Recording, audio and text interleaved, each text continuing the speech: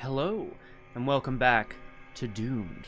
Not-so-solo playthroughs through Arkham Horror, the card game with a focus on roleplay and storytelling. We're off to a strange start today, but that is par for the course for us here on Doomed. And of course, in a totally unrelated turn of events, I am joined today by the Crosshair. Hello. Oh, hello. How's it going, the Crosshair? It's going. It's no bad thing in and of itself. I'm just, it's good to have wheels on the car. I'm not sure where my metaphor was going there. Yeah, I don't either. Because I was thinking, like, what is going on, and I have nothing. Well, we do have something, which is the remainder of Scenario 1 of the fan-made campaign Souls of Darkness. Scenario 1, Paid in Blood. We're going to be seeing the rest of our intrepid adventurers off on their new Doomed adventure today. Yeah, as always, of course, we'll do a little recap of the story so far, what we know of our two intrepid investigators, and then we'll see what kind of trouble they're in, and how they're going to get out of it, hopefully. Flower of August does make a good point. I'm hoping. I know we've got some cursed artifacts going great. The Crush House streams have indeed been cursed, but my hope is that they will not be forever.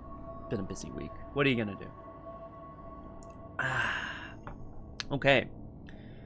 Yeah, I mean, hey, here we are. Coffee good.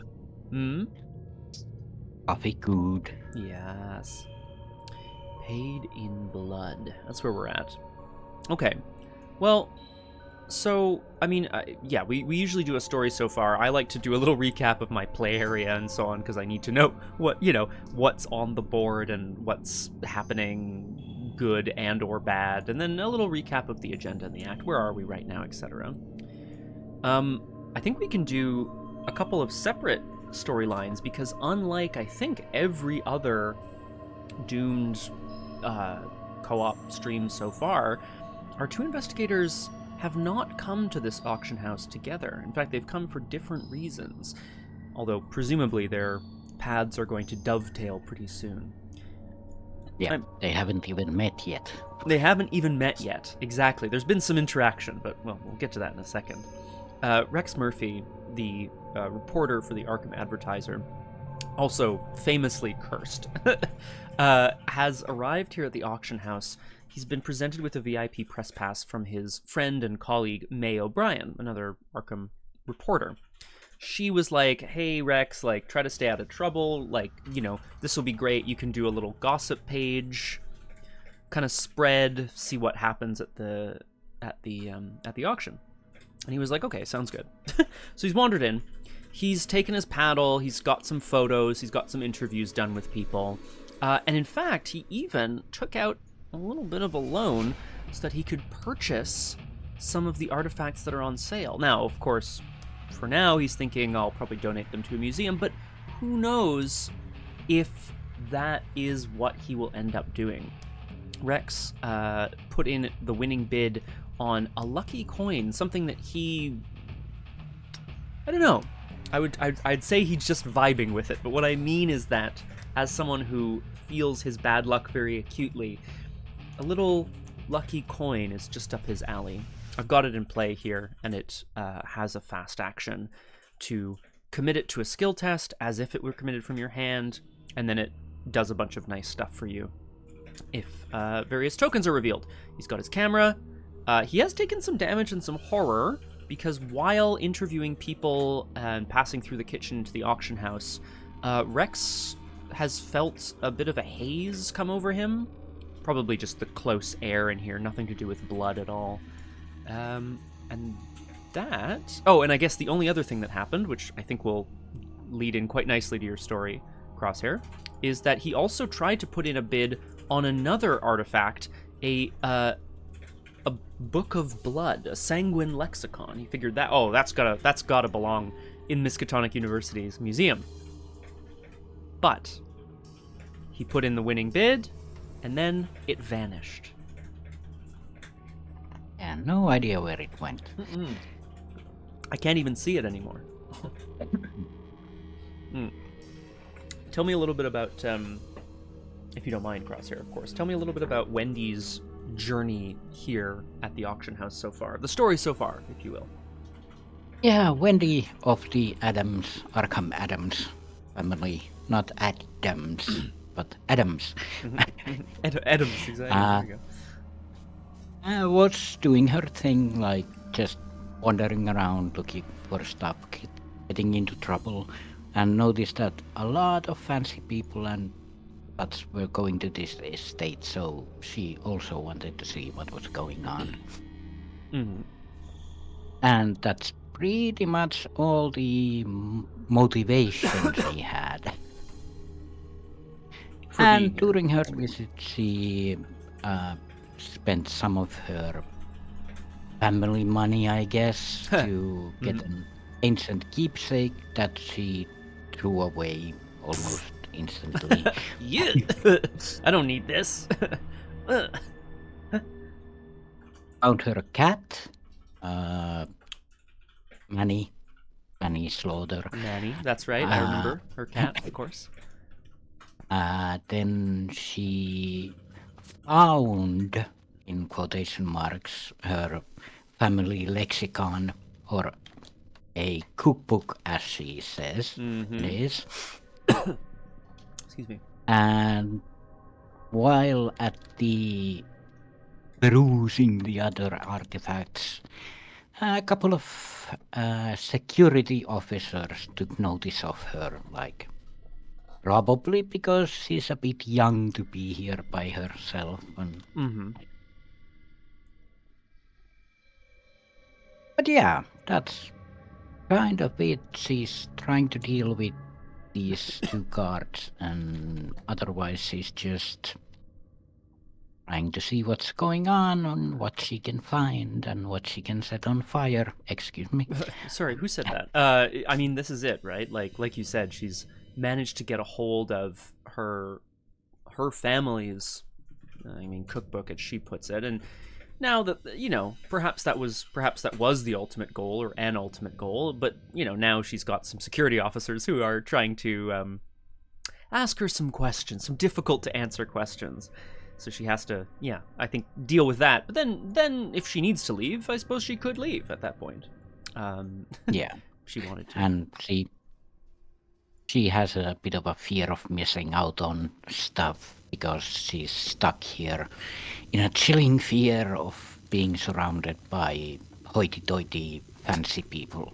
That's it. The fear of missing out on being surrounded by rich people. I just wanted to say a quick good morning and hello to you as well, Arkham Librarian. Welcome to Doomed. Wonderful to have you with us. The dulcet tones you are hearing, of course, are from the Crosshair. Hello. Okay, this is all very good. I'm liking this. I had forgotten a story point that I feel like will be necessary. Rex and Wendy also made the acquaintance of some named individuals here, not just some unnamed PCs. Unnamed. Yeah. Rex impressed, or managed to impress, an eligible debutante, Alice Walcott, with his wealth, or I guess maybe his knowledge. I'm hoping it was his knowledge and not his wealth. And then he also had a great interview with Albert Hennig. Albert, of course, currently embroiled in a scandal in another town, which Rex had dug up some juicy gossip about in the kitchen, and used that as an opening to basically, speak to the collector of antiquities, Albert Hennig. Wendy also met a couple of folks. Yeah, she managed to bother Lydia Mikhailov, the curator, I believe, of this estate. And she basically left the building. And then in the victory display, there's Nicolae Draganescu also, who Wendy more or less got along with and invited to dinner, perhaps at the family house. I'm sure that won't backfire at all. No. He looks a mite creepy, I think is all I'm implying. I don't know who this guy is, and perhaps I shouldn't judge a book by its cover. But here we are.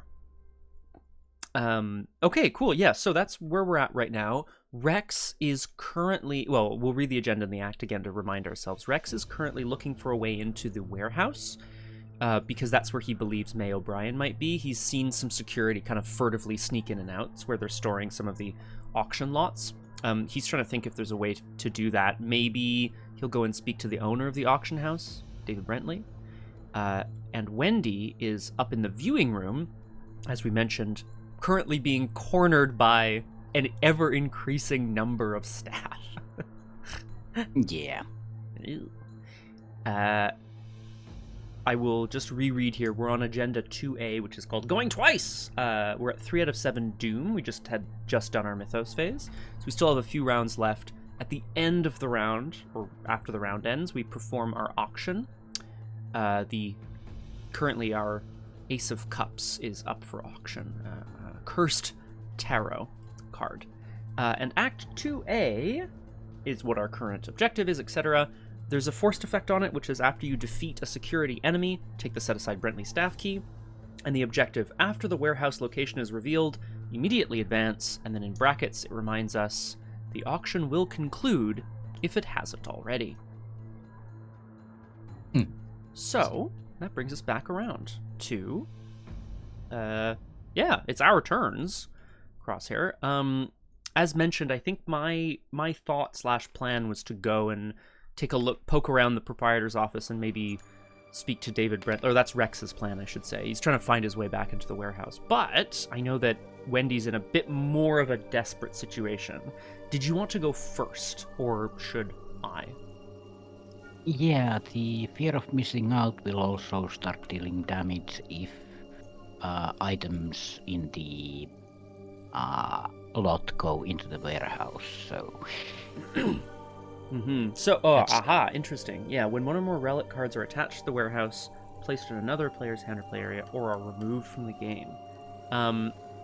Interesting. So, if the auction ends, I wonder if Wendy will no longer have a fear of missing out. I wonder. I just don't know. Yeah, but if the cups aren't bid on, then I realize that I'll be taking one horror.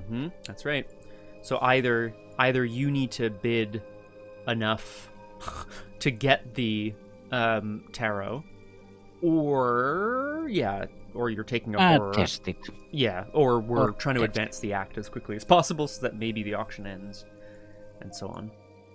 But yeah, I could start by just stealthing away. Oh, that's a good idea. I'm quickly just showing off the Ace of Cups, Forever Young, to Flower of August. Flower of August, interesting. I think the Ace of Cups is also... isn't that also the 1 XP Mystic Tarot card? Anyway, you can see here, power is a keyword in this campaign. We don't know what it does. It just gives you power or not. It gives you victory, like, not victory points, but they're similar to victory points. Anyway, sorry to interrupt, Crosshair. I would love to see Wendy stealth away.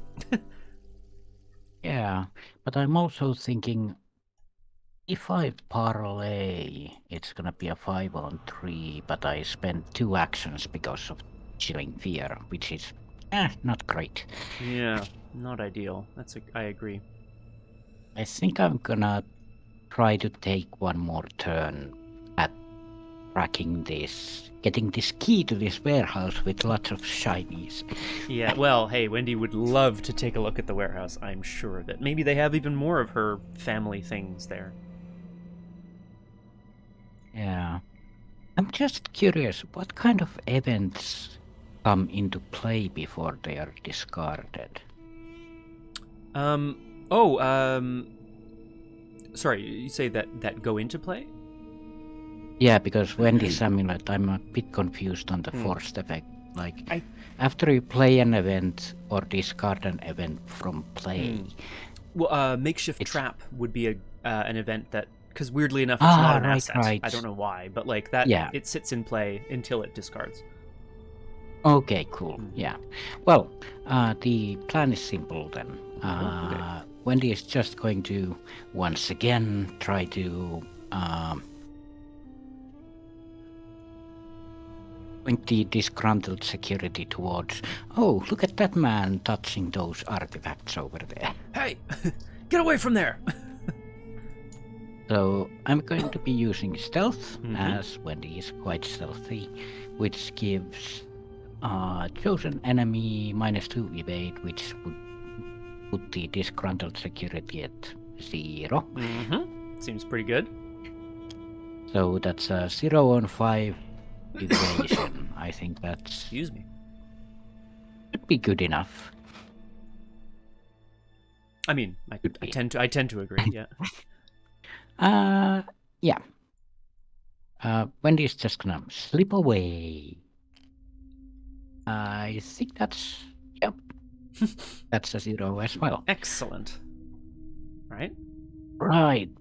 Before I go forward.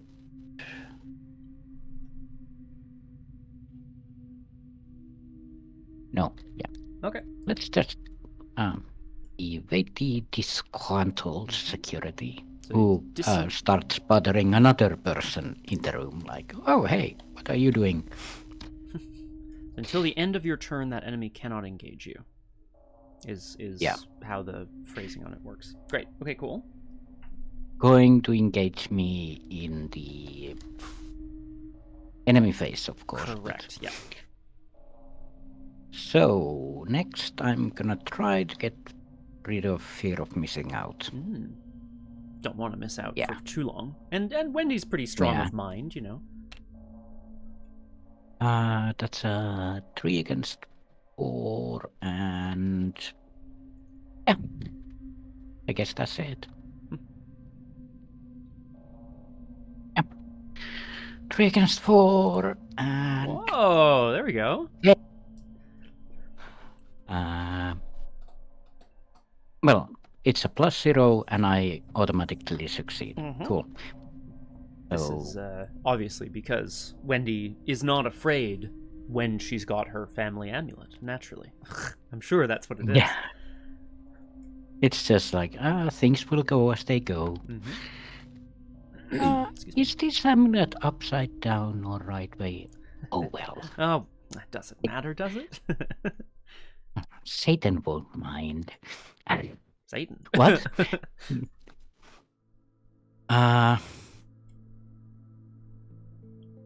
Oh yeah, killing fear, I test that automatically. So now I could move away and not get bogged with the... True. And he's not even a hunter, which is nice. Yeah, and the friendly security would follow Wendy around. Brentley ignores investigators without the skull token on their card or a weapon in play. Oh yeah, so it doesn't hunt. These guys are basically just chilling until we cause a commotion. You don't have a weapon, right? I wouldn't call this Sanguine Lexicon I mean, I should call it a weapon, but apparently it isn't. It can be a weapon.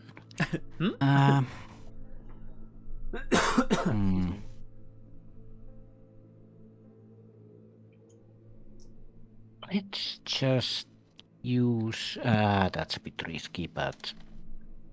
Last action, let's use the Sanguine Lexicon. Just browsing through the book to see if she can find something. Okay.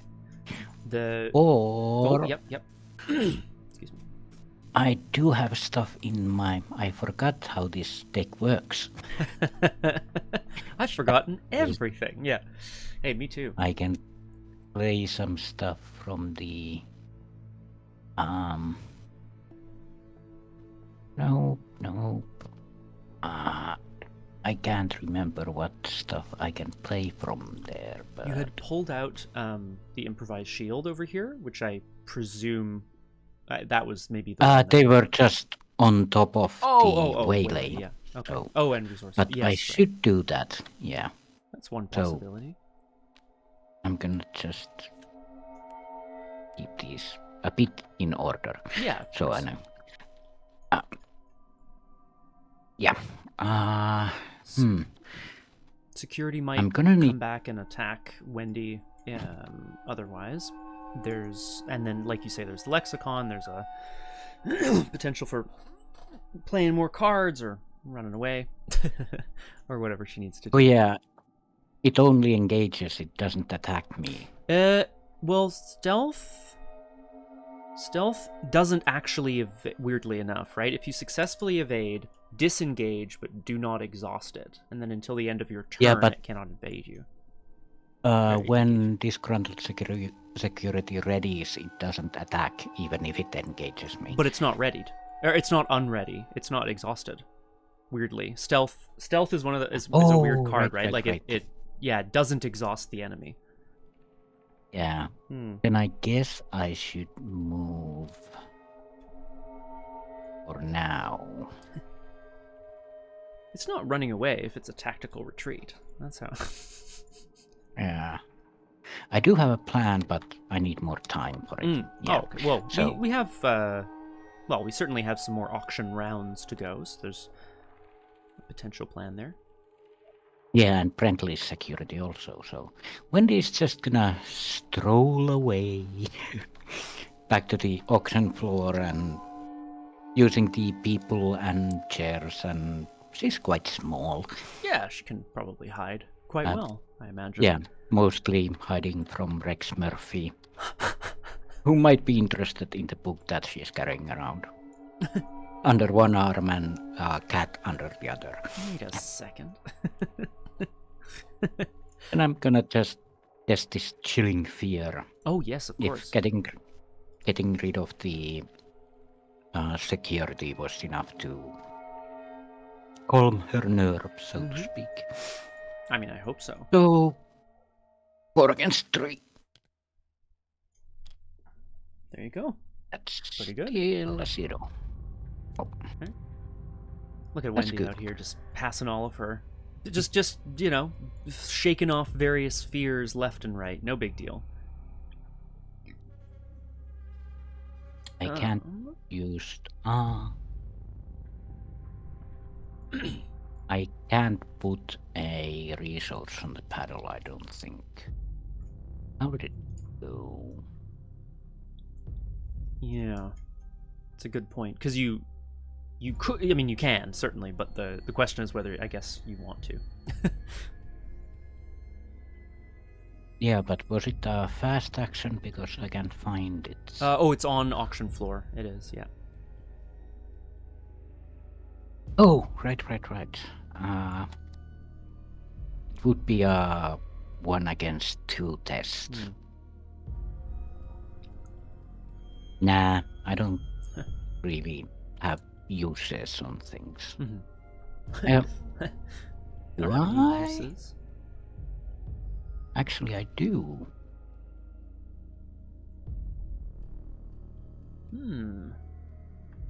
Not enough. No. Oh, it's fine. Okay. Gotta go. Okay. Lots of thoughts happening here. I think Rex really needs to shake off this blood haze. I'm concerned that he's going to get into a point where when he keeps taking damage, he's going to getting siphoned, and it might kind of go badly for him. So my first action is going to be to choose and discard 2 cards from my hand. He's going to shake off this blood haze. I don't think we need another camera, so I'm going to get rid of that. He is still stalking around and, like, looking for Wendy. But in the meantime, let's have a look in the proprietor's office. I think... sorry. Still have music? Yes, good. Yeah, Rex... Story comes first. Sorry. Oh, exactly. Rex's story. Rex's story. Let's have a look. So he's gonna move in, because I think his thought or plan, anyway, is like, if anyone can tell me what's going on, it's the person who owns this place. Now, whether or not the guy will want to talk to Rex is a whole different story. So second action, I'm gonna move down. The proprietor's office says the office door is made of heavy wood, carved with floral patterns. A sign on the door says, staff only. That's never stopped Rex before. Let's have a look. The proprietor's office. You see files, ledgers, addresses, and notes across the desk and in cabinets around the room.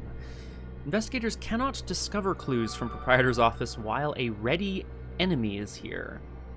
That's annoying, because he's also aloof. Ugh.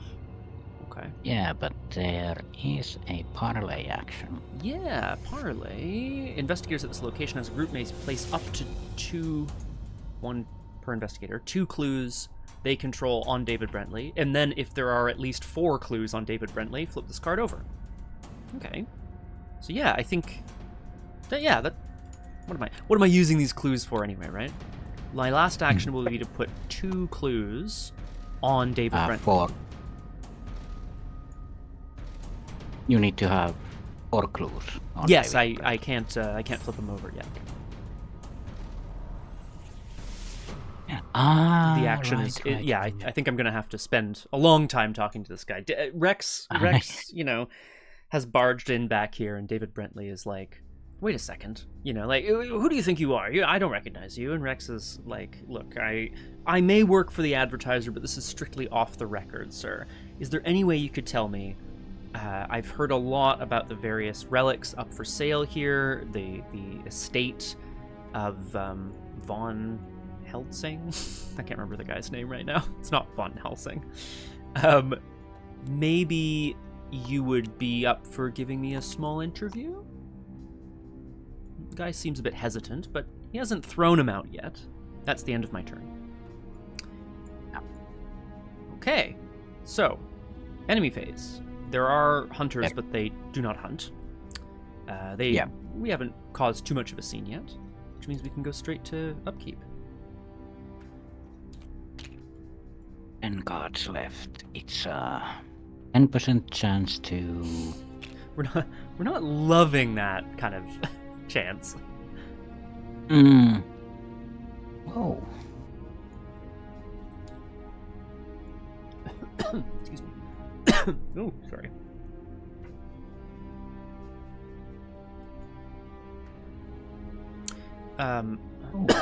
Excuse me, sorry. At the end of the round, Wendy, I presume, is either watching or at least observing a little bit. Rex can hear from down the hall, going once, going twice, sold to the young man in the suit jacket, or whatever, I don't know. And the Ace of Cups is the beautiful illustrated tarot card is carted away to the warehouse, which I believe is what happens. If the auction test fails, resources are returned, the auction card is removed from the agenda, attached to the warehouse, and then we put a new card up for grabs, which is... Next up, Joan of Arc's armor from 1245. Or whatever. Yeah, useless junk. Useless junk. I mean, look at that. Woof. Body armor. Hi, Mistrich. Wonderful to have you with us. Welcome to Doomed. I am joined today by the Crosshair. Hello. Mistrich, I'll be very curious to hear your thoughts. To be clear, are you playing solo, Rex in the Dreamside and Yorick on the Waking World? Or are you part of a team? I'm just curious. I love Dream Eaters. Oh, solo. Woof. Woo! All right. Well, I'll have a good time with that. We come back around. It's 4 out of 7 Doom. Things are still sinister, but at least Rex is speaking to someone and Wendy's, I don't know, getting ready to do something, I guess. Let's see what affliction attacks Rex here in the proprietor's office. Nothing that drops clues, please. Oh, okay, it's fine. Okay, it's a fear of missing out. Now, Rex, of course, is, having walked away from the auction floor with his lucky coin and his stolen lexicon, he's starting to really get a sense that David Brentley's trying to keep him here, away from all the good stuff. Something about maybe the relics themselves are like calling to him, Something like that. Something is off. Something is off, exactly. How did it go? Something is rotten in the Kingdom of Denmark or something? Yeah, more or less. And there's a gentleman pickpocket Uh-oh. in the crowd. Oh, that's a lot of story text.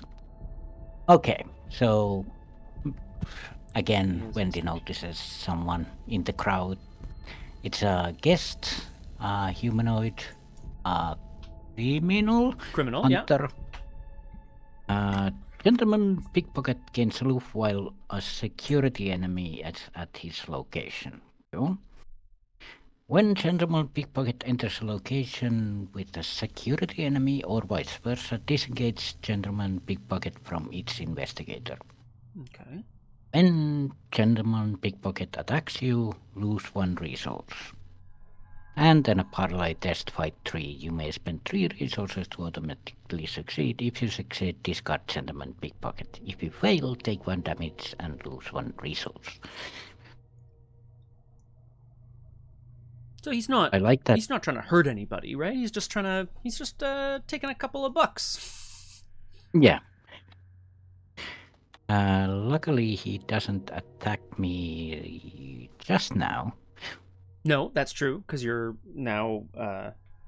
Yeah, well, that's it. Yeah, it's now the top of the investigation phase, which of course the auction continues as a besuited, kind of dark-looking gentleman is now hunting the most dangerous game of all, Wendy Adams. Yeah, he knows that Wendy has some money with her. Well, she's definitely or got some. other items that he might like. Easy target as well. Sorry? Or easy target, or so he thinks. Also, I did want to mention to Flower, who said it earlier, but I do think there's a fast window at the end of an investigator's turn, so...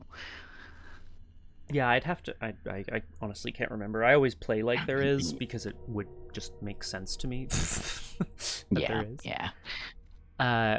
And yes, to Flower, to answer your question, there is a forced effect on the agenda, where if you damage a guest or a security, then you receive a skull token on your card, which then makes all the security guards try to come after you. So he is a guest, as you know, criminal as this man might be. He's still a guest. Yeah, Wendy is technically a guest as well. Oh, that's it.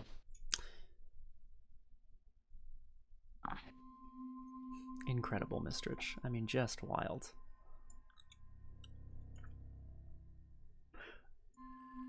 Did you want me to start it up and see kind of where we go from there, or do you have a plan that you want? I'm gonna ruminate for a moment, so you go ahead.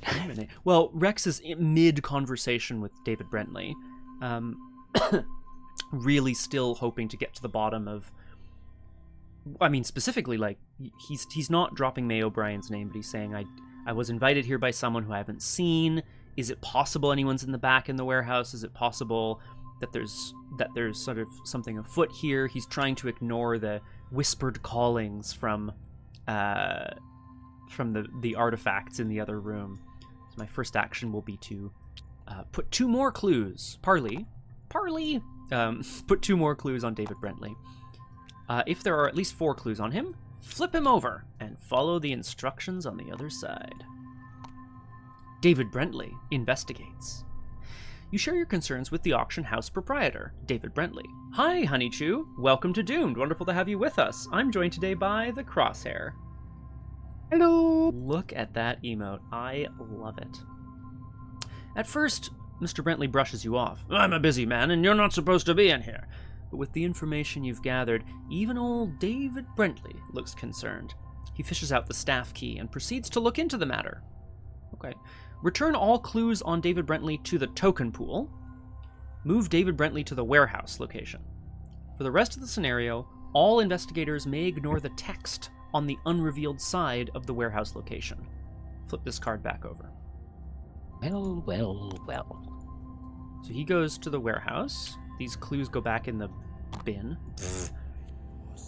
And we are now allowed to ignore, if we want to, we're now allowed to ignore the door to the warehouse is locked, you must have the Brentley staff key to enter. Because I guess he's opened it up, right? Wendy sees this, just peeking around this gentleman pickpocket and sees this guy walking into the warehouse like, ooh. Ooh, very interesting. I think I'm also going to, he's set off to sort of look into it, and Rex is like, yeah, I'm right behind you. But there's the lure of even more juicy gossip here in the proprietor's office. Crosshare, I'm looking at that. I'm looking at this victory one, and I'm thinking, hoo-hoo. Yep. That's what I'm thinking. So let's go ahead and investigate. I have 5 intellect with my camera. David Brentley's got lots of locked drawers and filing cabinets in here, but he's left a bunch of things out. Maybe we can snap a quick photo. I am going to commit I'm going to do a thorough inquiry by committing it, which has an intellect icon and a wild icon, which takes me up to 7. And do I want to also throw in lucky coin? That's pretty nuts. That's a little intense. Ooh. Oh, why not? I'm going to commit lucky coin as if it were a skill card committed from hand, and then it has a bunch of other text on it. So let's do it. I'm at, 9, I think, or something. Oh, yeah, anyway, I'm going to draw it, Flower. Watch this. Oh, I didn't. Okay, it's fine. So I did not reveal any symbols that had to be cancelled. I didn't get it back to my hand. But I do succeed by 2, which means, or by at least 2, so I will discover 2 clues at my location. Nice. Which is pretty nice. And then last action, what do we think about this fear of missing out? Maybe it's not such a big deal. It's going to trigger at the end of... maybe. Probably. I think so, probably. It's a relic? But the objective, the auction will end if we want, if Wendy just strolls over to the warehouse. Okay, well, let me... I'm going to use my last action not to be worried about the fear. I think, well, he is worried about the fear, but Rex is hurrying back to the auction floor. Maybe with the intention of continuing on to the warehouse, but maybe he's being stopped by the sweet, sweet lure of the auctioneer. But I'm actually at the end of my turn anyway, so I will I'll pass the turn to you to decide what you want to do. If I evade the gentleman pickpocket with stealth, then he'll engage you. True. Not the worst thing in the world. I'll lose a resource. But yeah, not such a big deal. Rex isn't... I'm not going to say he's wealthy, but, he's doing okay for himself. We don't need the key anymore, so the waylay plan doesn't really matter anymore, so... use the stuff when you have them, I say. No bad thing. It's a fast action as well, so... But... if stuff happens...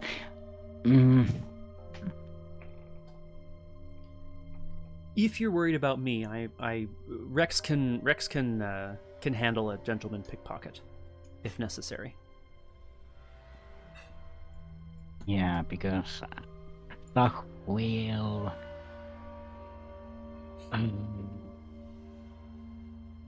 because my plan is to move along to the warehouse. See what's in the warehouse. Yeah.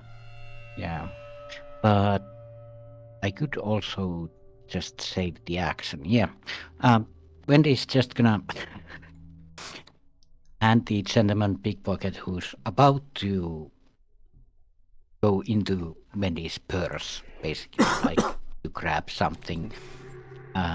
Is just gonna hand him the stray cat. So here, hold could this. You hold on to this for a moment? Here, hold this. Oh my god.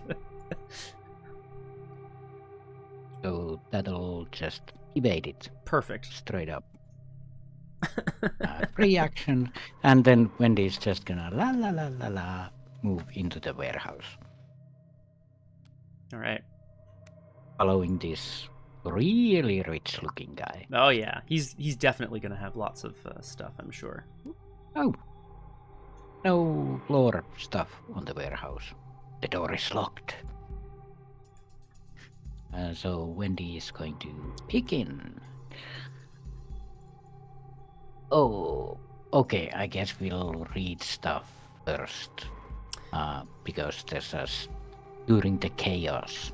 Oh yeah, what chaos? So- It is a good point. There's the act indeed specifically said after the warehouse is revealed, immediately advance. So Yeah. let us have a look.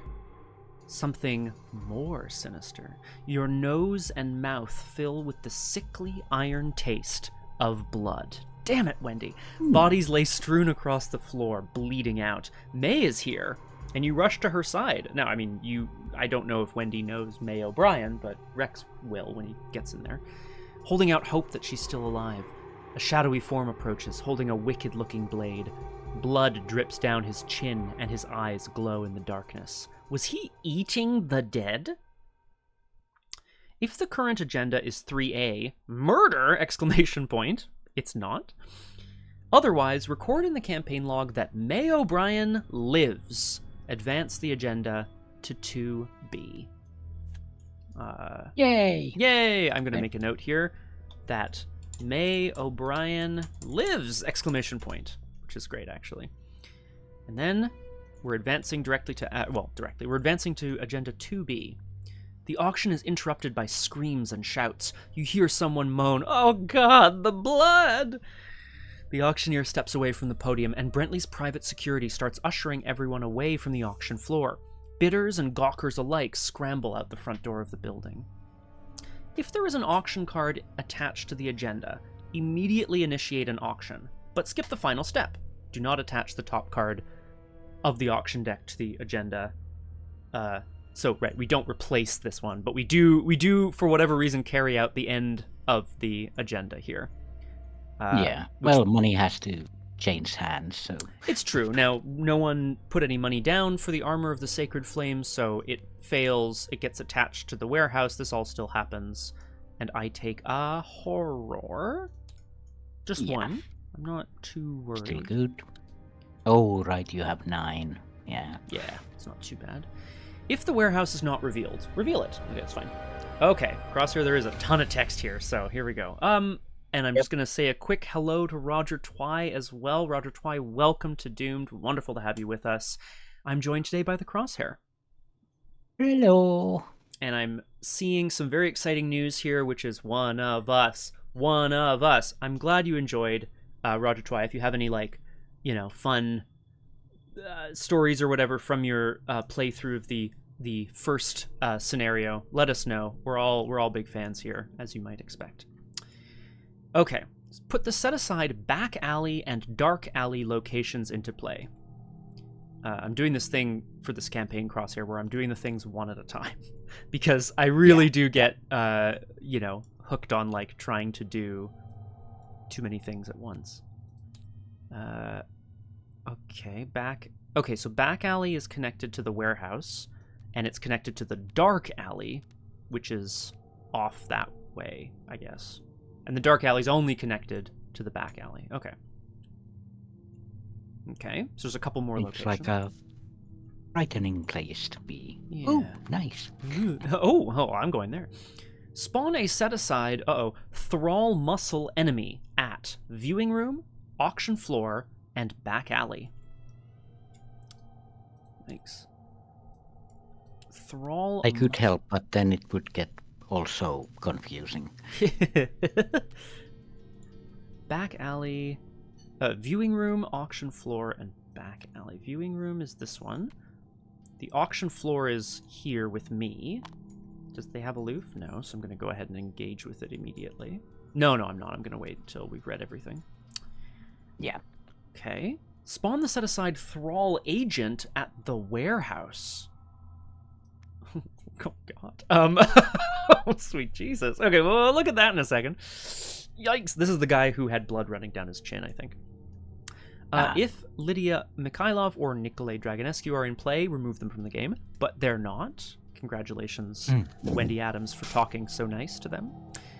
Disengage all guest and security enemies from investigators. Guest and security enemies lose Hunter and gain Aloof. Okay, so all guest and all security are now aloof, and they lose Hunter. So they're no longer a threat, basically, I think is what's happening. Yeah, the gentleman pickpocket is aloof as well. Okay, cool. That's, yes, because he's, that's, okay, that's nice. If this agenda was advanced by Act 2B, that's true, several valuable items have not already been stolen by the gang of thralls, but they are in the hands of the enemies. Exhaust each thrall enemy. Fucking sick. Alright. They're all thralls, so I'm going to exhaust all of them. And thank you. The agent, yeah. Okay, cool. Oh. So that's really good news for us, I would argue. Shuffle the auction deck and randomly attach one auction card to each thrall enemy face up. Shuffle the auction deck and randomly attach one auction card to each thrall enemy face up. I don't know if you have any interest in doing this, or we can do one at a time or something. It could be kind of fun. See what they've stolen, basically. So, I guess like this. Yeah, and then the one in the warehouse stole the Blessed Totem. I'm gonna stick this guy. There's a lot of stuff happening on the board right now. Oh god. Okay, and finally, the Gilded Skull is here in the auction floor. Ooh, with the we have to just remember they're attached to the various enemies because they've stolen them, as you might expect. Auction cards that would be discarded from play are removed from the game. Auction cards that would be discarded from play are removed from the game. Attach any remaining auction cards to the warehouse. Okay. Hang on, does that mean I have to take more horror? Hang on a second. When one or more relics are attached to the warehouse. Oh. One or more, though. Maybe I'll take one more horror. Yeah. Yeah. Alright. So they're the Ace of Cups, the Armor, the Mystic Compass, the Heroic Blade. Okay, so they're still in the warehouse. Okay.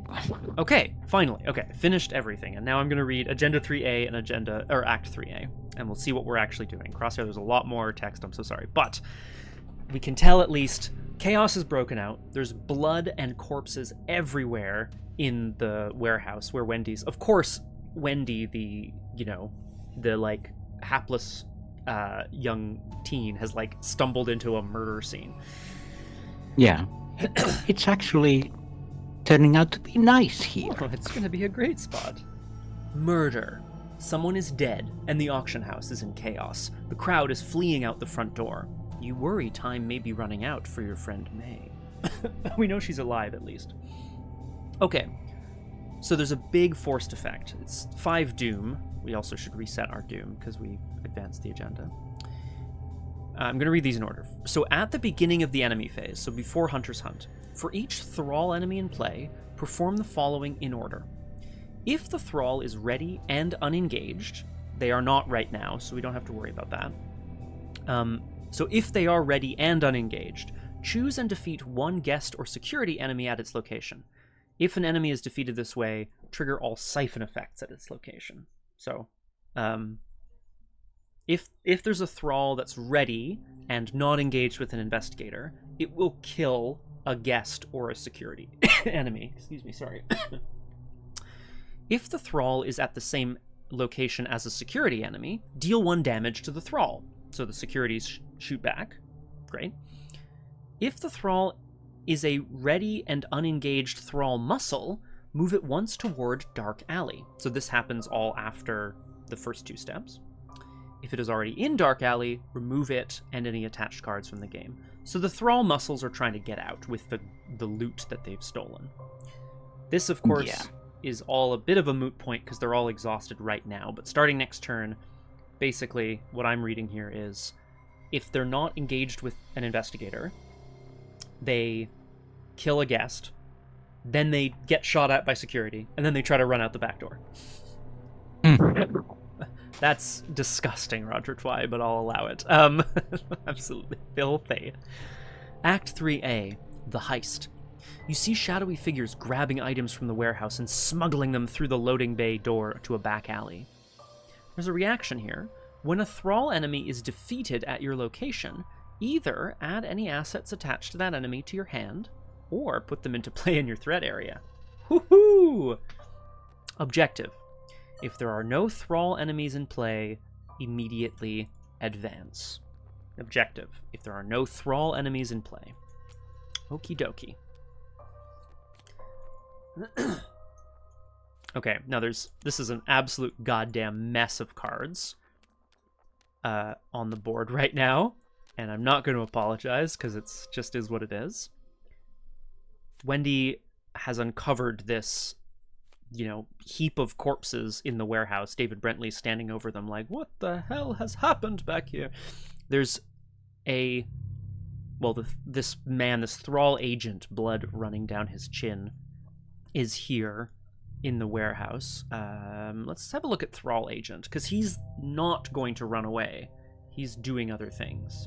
4 combat, 2 health, 3 evade. He's elite, hunter, retaliate. He gets +2 health per investigator, so sorry, he's a 4/6/3. Ugh. And he has a siphon effect, which is heal a damage from him. So, siphon effects, as a reminder, are when we take damage, all of the siphons at that location get activated. And then this guy's also stolen a blessed totem, just, for funsies, I guess. Yeah. It's 4/6/3. 4/6/3. It's not great. Let's also have a look here. I'm just curious. There's 3 thrall muscles in play, as you can tell, because there's 3 in the art.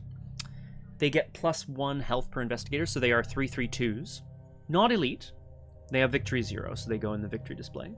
And they also have a siphon effect, so if someone takes damage at their location, they siphon blood, I guess. Put a resource on thrall muscle. While it has a resource on it, it gets +1 fight, +1 evade. So with a bit of blood, they pump up and they get a bit stronger. But they are currently 3/3/2s. Okay. And they've all got things attached. There's chaos as security guards are trying to fire on some of these guys. Guests are trying to get away. And that's it. It's not quite it. There's one more thing, which is we revealed the warehouse. Which I guess I'll read the auction house, or the warehouse location. There's an action effect on the warehouse as well. Action: steal a relic during the chaos. Take any auction card attached to this location, add it to your hand, or put it into your play area. Any card gained this way may be added to your deck as a story asset. Test Agility 4 to avoid detection. If you fail, record in your campaign log that you were seen stealing from the Brentley auction house. Ooh, group limit once per game. So you can only steal a relic. You can't steal them all.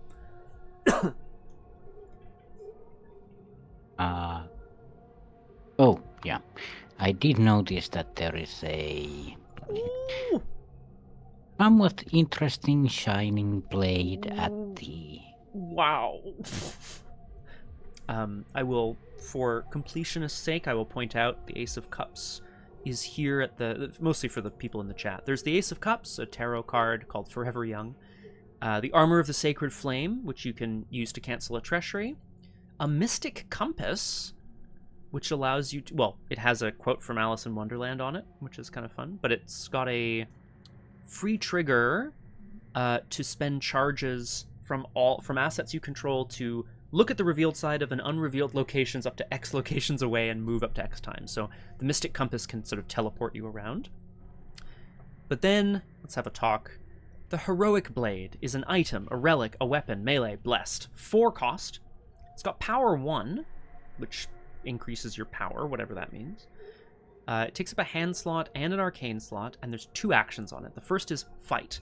You may use agility instead of combat, and you get +1. It deals +1 damage. And then there's also a triple action, fight. You must move to a connecting location, engage an enemy, and then attack it. Add your agility to your skill value for this attack. This attack deals +3 damage, which is 4 damage. Triple action, move, engage, big swing, 4 damage. Holy and heck. The agility stuff on it is like, ooh. It's no one. Look, I mean, I don't want to tell you how things work here, but I don't think Rex would mind seeing a teen wielding a sword, even if she gets caught stealing. That's pretty freaking slick. Might be a knife. It might be a knife, it's true. So, you're right, it's a heroic blade of some kind, yeah. Wild. The thing is... Oh, I probably won't need auction battle anymore. Yeah, unless you can't even bludgeon anyone to death with it. Yeah. So I could just... Because the other option is to use Sanguine Lexicon 3 times and just let this troll agent to death. Yes, that is true. You would need to spend money. Yeah. Oh god, I don't know. It's gonna take time, I think. No, it's exhaust. Oh right, exhaust. Yeah. That's okay. That's also news to me as well. It would take time, but it's doable. Yeah.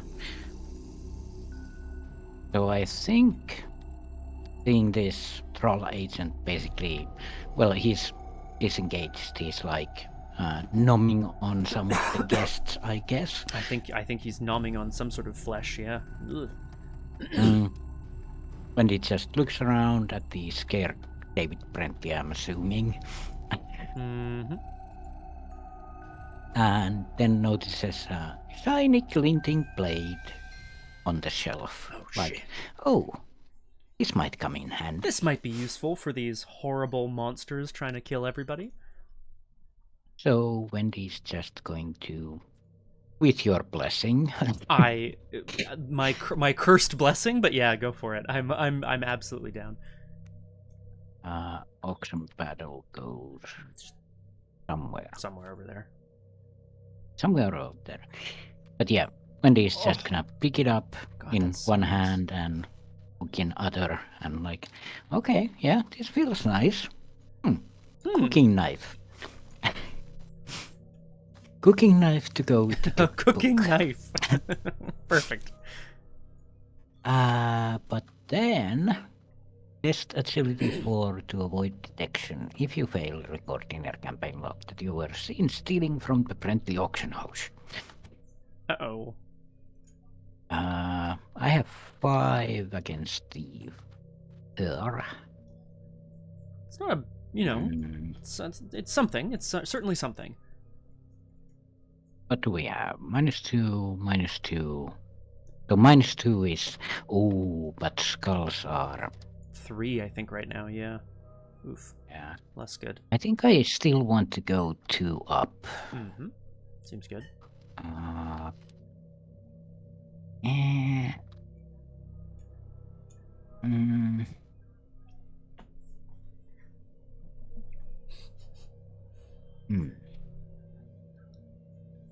Flower, I'll trade you my foil Charizard for your Ace of Cups. I'm gonna throw track shoes at this. Leave them in the place of the sword and be like, these are the rare relic, these shoes. Yeah, they're the ancient Egyptian Sumerian blades of yeah, exactly. Pointy shoes. Perfect. But yeah, that's 6 against 4 then. Okay. Cool. Yeah, good odds for sure. Great, look at that. Hey, no one even noticed. And, well, since I have it, Wendy's just gonna look at this thrall agent and excuse me, I think you dropped this. Stab. Bingo, Flower. Bingo. Let's go. Do it. Kill him. Kill him. So you use agility instead of fisty fist, and you get +1 skill value. So Oof. that's a 6 against 4 still. Still, but again, like, you know, against a boss or something, for Wendy to be wielding a blade like this, that's pretty sweet, I say. So 2 up. Cool. That's it then. Alright. Did I count it right? Yeah, use agility instead of fight, and you get +1 skill value. It's quite nice. I think it's really nice. Oh. That was Rex's fault. That was Rex's fault. I'll, Oh. Reveal those tokens. +1? No. No. Oh god. Oh my god. I mean, maybe she's just not used to the blade, the weight of the blade yet, you know.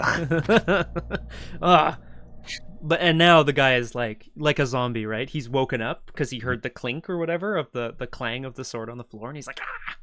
Yeah, basically cut a bit of his hair out. Oh god. Oh, now he's just angry. Yeah. At least the curse is gone. Exactly. Oh, hello there. Uh-oh.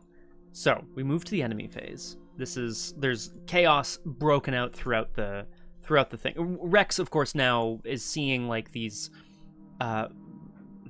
I want to say muscle, like these gangster types are ferrying things out the back door, and he's like, oh, maybe I can stop them, or maybe I can get out of here some other way.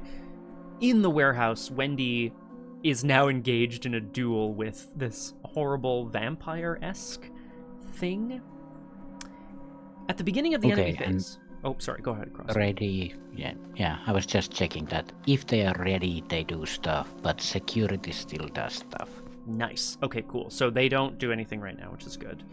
If a thrall is at the same location as a security, deal 1 damage to that thrall. So any thralls that are at the same location as securities are going to take a damage. So I guess this guy. Yeah.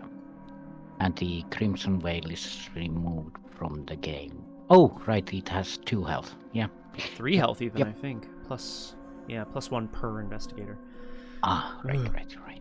And David Brentley is also security, so he is gonna, I guess, draw a little 38 special from his pocket and like take a pot shot at Thrall Agent. Pew!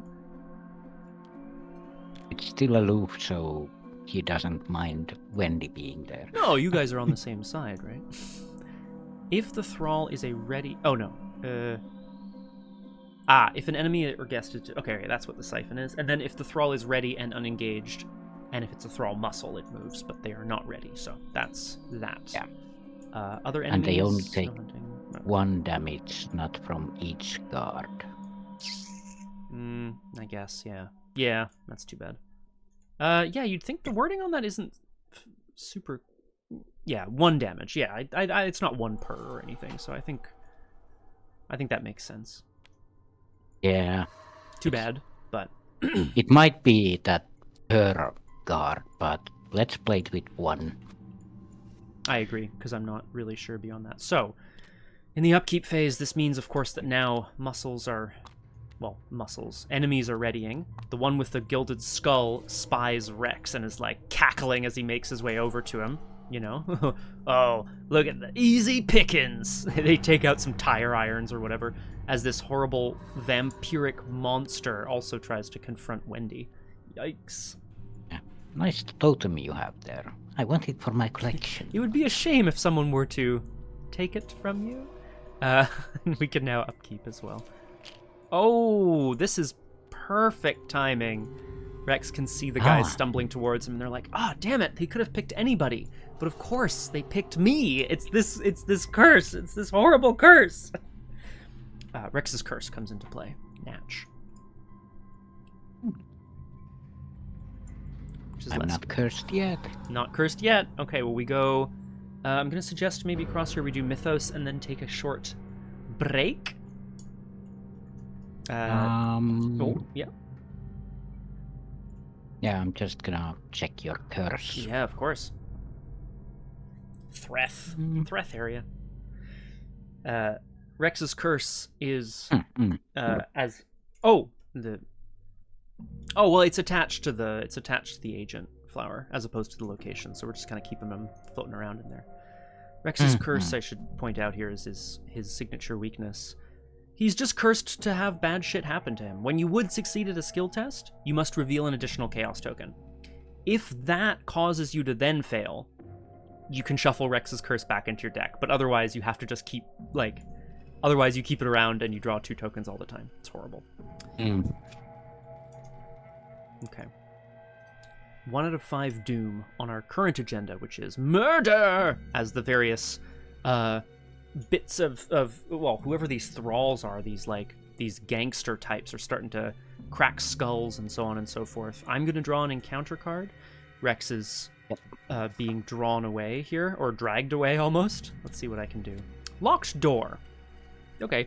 Attached to... so Rex obviously runs to try to go out via the kitchen, and the door is locked, and he's like, just my goddamn luck. Attach the location and play with the most clues. Oh, okay. Okay. The warehouse cannot be investigated. Oh no. Oh no. Exactly. I think that'll be okay. So he goes to go to the warehouse and he's like, oh shit.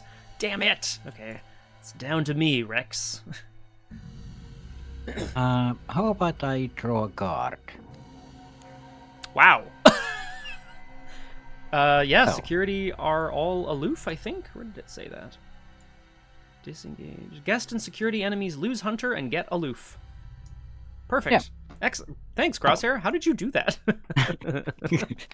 It's just the magic of playing a weird deck. Look, if I can't predict what I'm going to draw next, I can definitely predict what's coming off of the mythos phase. that's for sure.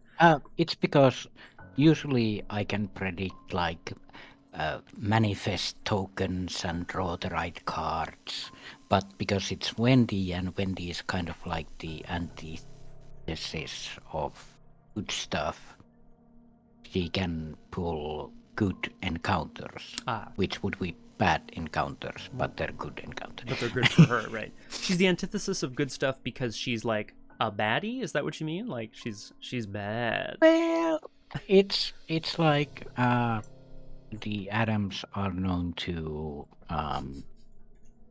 bend the rules of good behavior, I would say. I see how it is. Okay. They're more like guidelines. Right, of course. Okay, well, more security rushes in to, I guess, protect David Brentley as this horrible, I don't know, glowing-eyed monster takes on a young teen with a sword or a blade of some kind. Yeah. This brings us back around to the investigation phase. Sorry, Crosshair, go ahead. Yeah, Wendy's just pointing it. Do you want this blade? You want this? I want that. How about we trade? Yeah. Yeah. BRB. Oh, yep. We are going on a quick break. Yes, right. Thank you. I was exactly about to say that. I would love to take a short break. Team, we're ready to watch Wendy Adams fight to the death, and for Rex to, I think, just find his way out of here before he gets, absolutely massacred. We're going to continue, and we're going to finish up the scenario. Stick around. We'll see you back on Doomed in just a couple of minutes. Hello, and welcome back to Doomed. Not-so-solo playthroughs through Arkham Horror, the card game, with a focus on roleplay, storytelling, beating up baddies, and hearing fun stories from the chat. I was just catching up here in the chat. Oh, and I'm joined today, of course, by the Crosshair. Hello! Hello! I was just catching up in the chat here. Roger Twice saying playing Roland through the Gathering, and forgetting about the ability on his card, which is, totally fair and absolutely happens. It is unfortunate, because, that is kind of his whole bag. Yeah. I forget about those in even Marvel Snap. I forget that location has a Cosmo in it and stuff doesn't happen there. Crosshair, the number of times I've played, like, what's a good example? I don't know. If I play, like, anyway, the number of times I play an ongoing card into an echo lane is, like, ludicrous. Ludicrous. I'm like, damn it, again, how does this keep happening? Excuse me. And especially if you play a on-reveal into your own Cosmo lane. Womp womp. That's particularly unfortunate. Well, we're back around. We're back here. Chaos in the warehouse. Wendy's got a couple of security guards here, and she's kind of face staring down. What do we call this guy? The Thrall agent. His eyes burned as though his very soul were aflame, possessed by unnatural vitality. Meanwhile, out on the auction floor, where it's chaos, people trying to run away, Rex has been cornered by a couple of goons who are roughing him up. There you go. That's where we're at. It's around to us. I don't know if you have any interest in starting Crosshair, or if I'm gonna try to do my best to do something over here as well. I can. All right. Just have to remember not to. Oh, right. That's why they have Siphon heal 1 damage, so that guards can't kill them. Right. Yes. Because because if they're defeated. Yeah. So yeah, if he. But normal trolls can get defeated by guards, but the troll agent can't be. Correct. Yeah. That makes sense to me. He's like, so if at the end of or in the enemy phase, I guess, if he's unengaged, he would feast on a security agent and siphon off some of his health and like heal. But I mean, even if he is engaged, he's gonna hit you and still heal, right? He's gonna drink your blood instead, which is a little scary. But okay, yeah, yikes. But yeah, I can start. Okay, if you have the plan. Absolutely. Wendy gives a little wave to the disgruntled security, who is still disgruntled. Well, I mean, I would imagine it as a I've had enough of your shit kind of day for this guy. I see it. Just like, wasn't me, I didn't kill anyone. I didn't do this. Oh shoot, sorry guys, I forgot I was on the wrong screen this whole time. Here we are, we're back. Okay, we're back, we're playing. Alright, here we go. Sorry, Crosshair. But yeah, the troll agent is looking at Wendy like, I smell delicacy in your blood. Wendy is going to try and step back into the shadows like, oh, you want to dance? Well, my mother taught me how to dance. Stealthily. Yeah, I'm gonna... Oh, yeah, but it... Should I just evade normally, actually? Skulls are -3, so... Yeah. You do have your ability as well, of course, speaking of abilities. Yeah. Just in case that ends up being valuable here. Oh, if I use the heroic blade ability, that means I disengage from the enemy, because it's... No, I don't disengage, but it's not an attack of opportunity. Yeah, he would. That's true, because it's still a fight. Although I read this like you have to move and you have to engage an enemy, so I would imagine that you have to choose like a different person. But I don't know, actually. Yeah. But there's no attack of opportunity because it's a fight action. Correct. That's true. And the move isn't a move action. Yeah, I would agree with that. Yeah. More to the point. -2 to the evade, but then it's not disengaged. It causes stuff. I'm 2 up still. So... Yeah, 5 to 3 is still pretty good, I would argue. Yeah. And with the ability. So Wendy's just gonna, not stealthily, but just going to hold her arms open with the blade and the sanguine lexicon in other, like, okay, let's dance. Yeah, dance, dance, dance. 5-3, so she's gonna try and step into the shadows or between the rows of, what are those things that hold stuff? Shelves. Yeah, like, what would they be? Shelves of some kind, yeah. Yeah. Red. Okay, cool. Oh. Blue it is. Wow. Ooh, Almost a minus- red. Eesh. -4.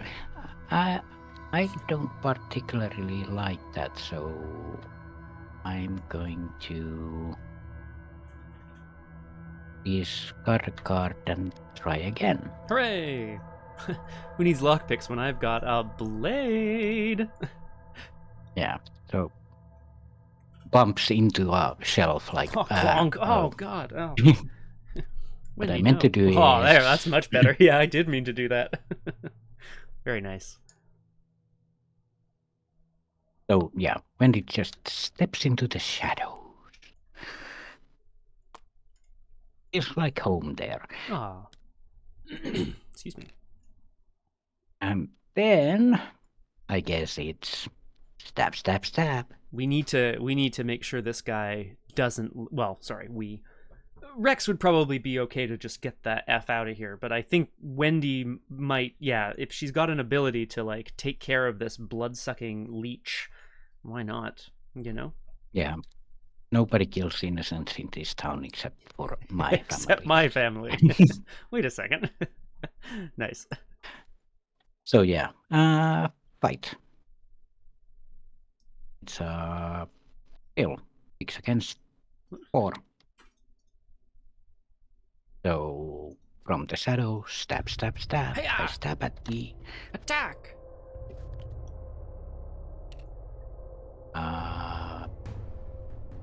It's not a parley action, so -2, so that's a success. Whatcha! The blade lashes out and, I don't know, catches him, what? Across the cheek? Across the arm? Yeah. Something like that. And then disappears into the shadows and just... You like that? She's terrifying. Yes, another. Wendy's so scary. So then Wendy ducks down to the bottom shelf and stab, stab, stab. This will be for his leg. Yeah. The most awful place to be hit, which is the, tendon in the heel. At least try. Get him. So 6-4 again. Once per test. Once so per test, yep. I can. Yeah, if you have the stuff to toss.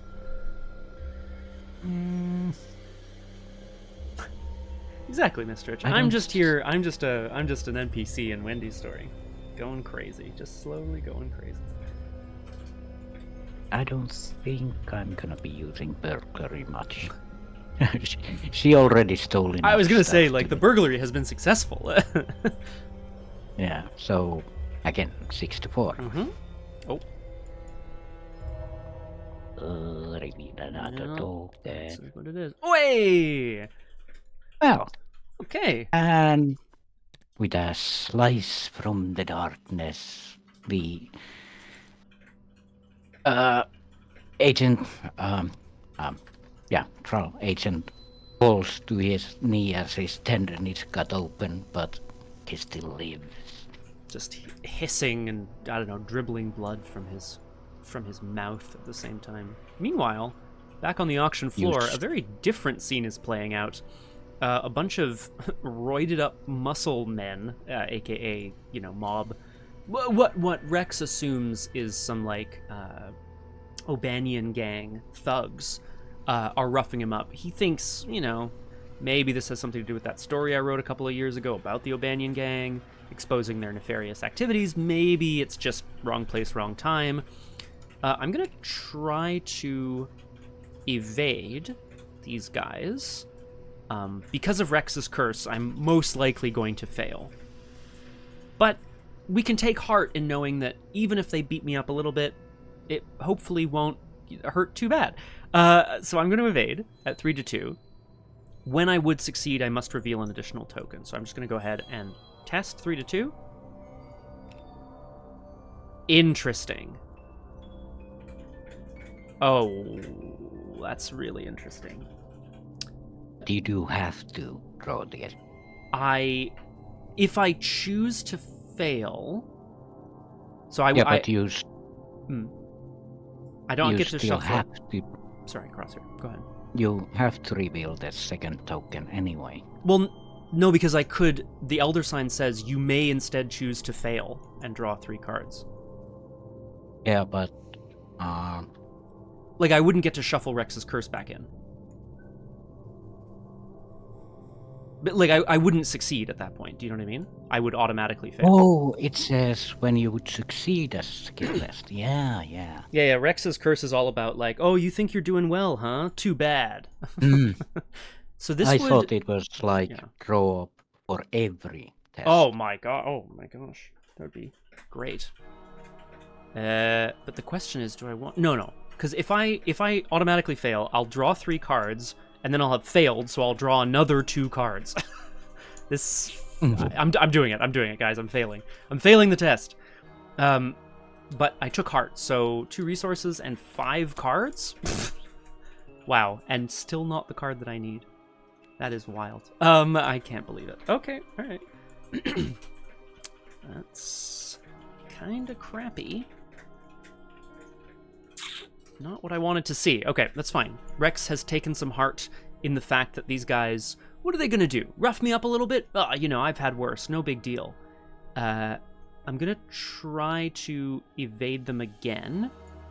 This time, analyzing their movements. So this is 4-2. Okay, -1. I would succeed, so I'm going to reveal another token. And then I still have analysis. Let's see what happens here. Okay. So I still pass, because I was 2 up. After analyzing kind of their motions and so on, Rex is able to, like, duck under the arms of the biggest guy, the guy who's the least mobile. And, well, he's not necessarily getting out of there, but he's managed to find a way now. And then I think I need to test fear of missing out, because why on earth these like relics are calling Rex's name, I don't know, but they're it's actually, or I have another plan, Crosshair. Yeah, here's my plan. I can take 4 more horror before or 3 more horror before I die? It's not great, is it? Oh, I hate to do this. Uh-oh.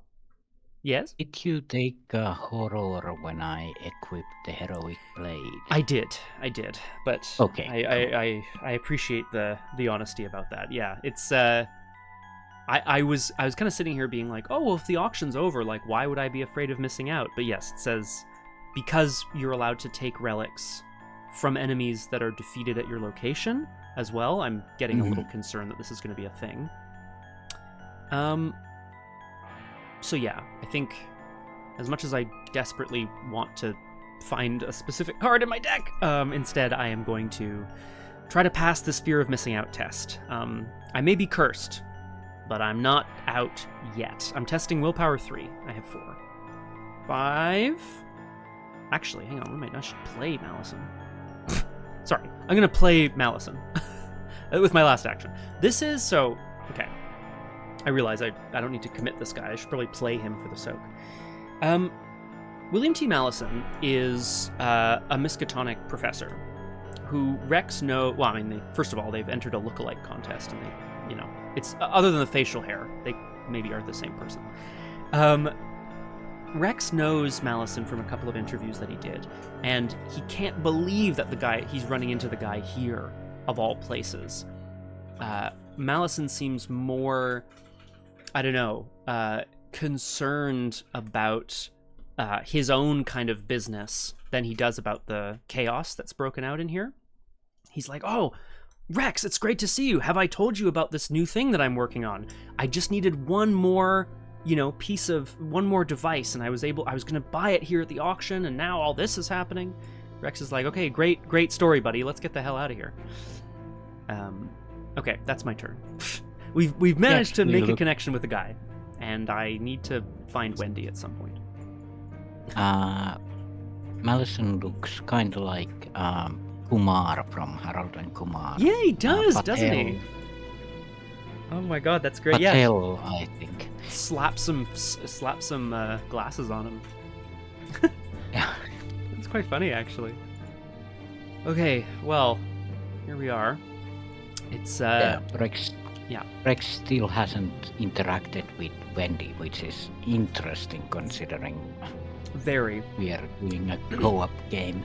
I imagine they will at some point, but we'll have to see when that time is. It's now the enemy phase, which means we're going to do all of these steps again in order. So for each thrall in play, perform the following. If the thrall is ready and unengaged, choose and defeat one guest or security enemy at its location. If an enemy is defeated, things siphon at its location. So, in the viewing room, crashes, cries of pain as a couple more goons beat up, I don't know, one of these security officers, right? I'm going to suggest maybe the Brentley security. They look a little less tough. Doesn't really matter, but... Yeah, I tend to agree. If Rex or Wendy were there, they would see that the thrall muscle, after having killed a security officer, duck down and just place their hand in a pool of blood and seem to draw a bit of strength. This thrall muscle is exhausted. This thrall agent is exhausted. There is no security agent at this guy's location. Yeah. Okay. If the thrall is at the same location as a security enemy, deal 1 damage to the thrall. Okay. Thank you. Which means this thrall will die. I think they have 3 health. Oh, right. Yeah, plus 1. Yeah, plus 1 per. So I think, that's okay. But he's almost dead, which is good. Maybe we can. He won't be because the security dies first. But we could maybe take him out. Yeah. Well, I will see, I guess, right? And then, of course, and I think this... Oh, sorry, yeah. If it's ready, unengaged, move it once towards the dark alley. Mm-hmm. If it is already in the dark alley, remove it and attach things from the game. Okay. Well, so this guy is running out the back after having stolen an artifact. But of course the other... this is the most important step, I think, eh? The disgruntled security and David Brentley, like, Wendy can't cut this guy's tendons, and they're gonna come over and finish him off. Yeah. Mob justice. Well, like, they understand that they're damaged. Yeah, sorry, tell me. But because it's defeated by a security, it'll trigger the siphon effect. It's a great question, Roger Twy. If an enemy... Well, it says if an enemy is defeated in this way, and this way is if a thrall defeats a guest or a security. I'm just reading them in order. Oh, because we didn't do that first step. The security thing happens after that, so the thrall agent will perish then. Hooray! Be assassinated, just like executed, I guess, by the disgruntled security. Kind of fires a shot, and the blessed totem goes when a thrall enemy is defeated, either add any assets to your hand or put them into play in your play area if you want to, as a choice, as a reaction. Yeah, I was just thinking, didn't Something say that the items go out of the game.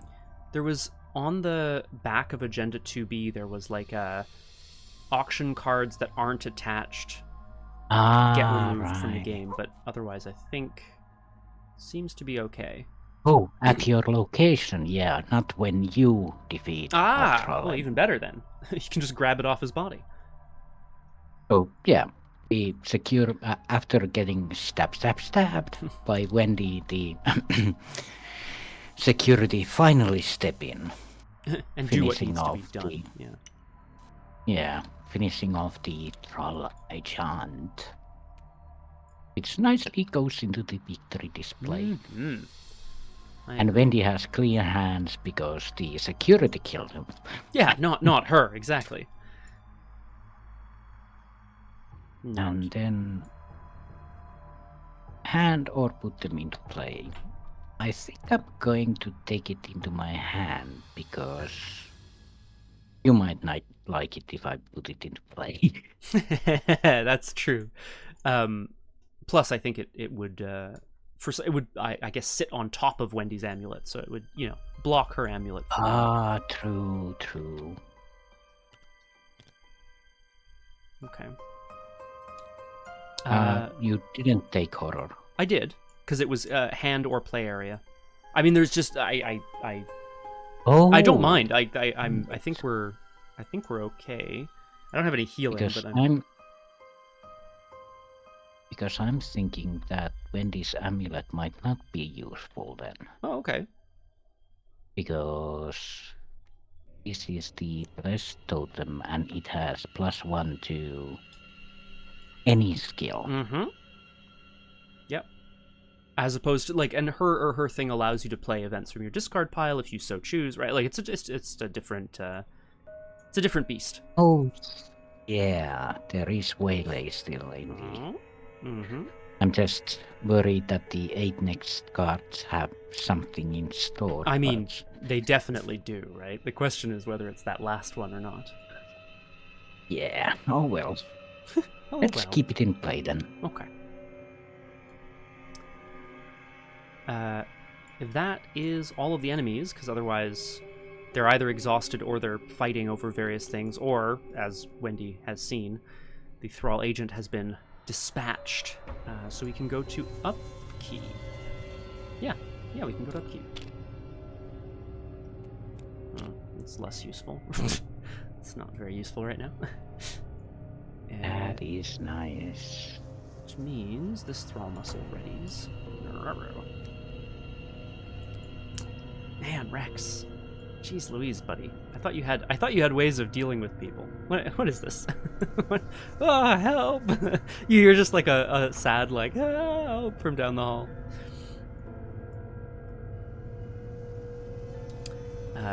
Mythos phase 2 out of 5 Doom. Various goons continue to try to transport stolen goods out of the auction house back out into the back alley. Rex in the auction house once again being roughed up now that he's reconnected with Malison. The two guys are like, "Hey, there he is, get him!" And I'm gonna draw Bid Snipe. Oh, if there is no active auction card, it gains Surge. Okay. Otherwise, attach it to the. Okay, so I'm just gonna go ahead and draw another card. Surge. Attach this to the active auction card if there is one. Okay, well that's fine. These are all auction-related cards. Bid Snipe. I'm gonna go ahead and do that again. Surge. Haunting Presence. Here we go. As the goons move towards him, Rex cannot shake the certainty that there are angry spirits connected. His lucky coin in his pocket feels cold to the touch. Test willpower 3. For each point you fail by, take a horror. Uh-oh. Hang on.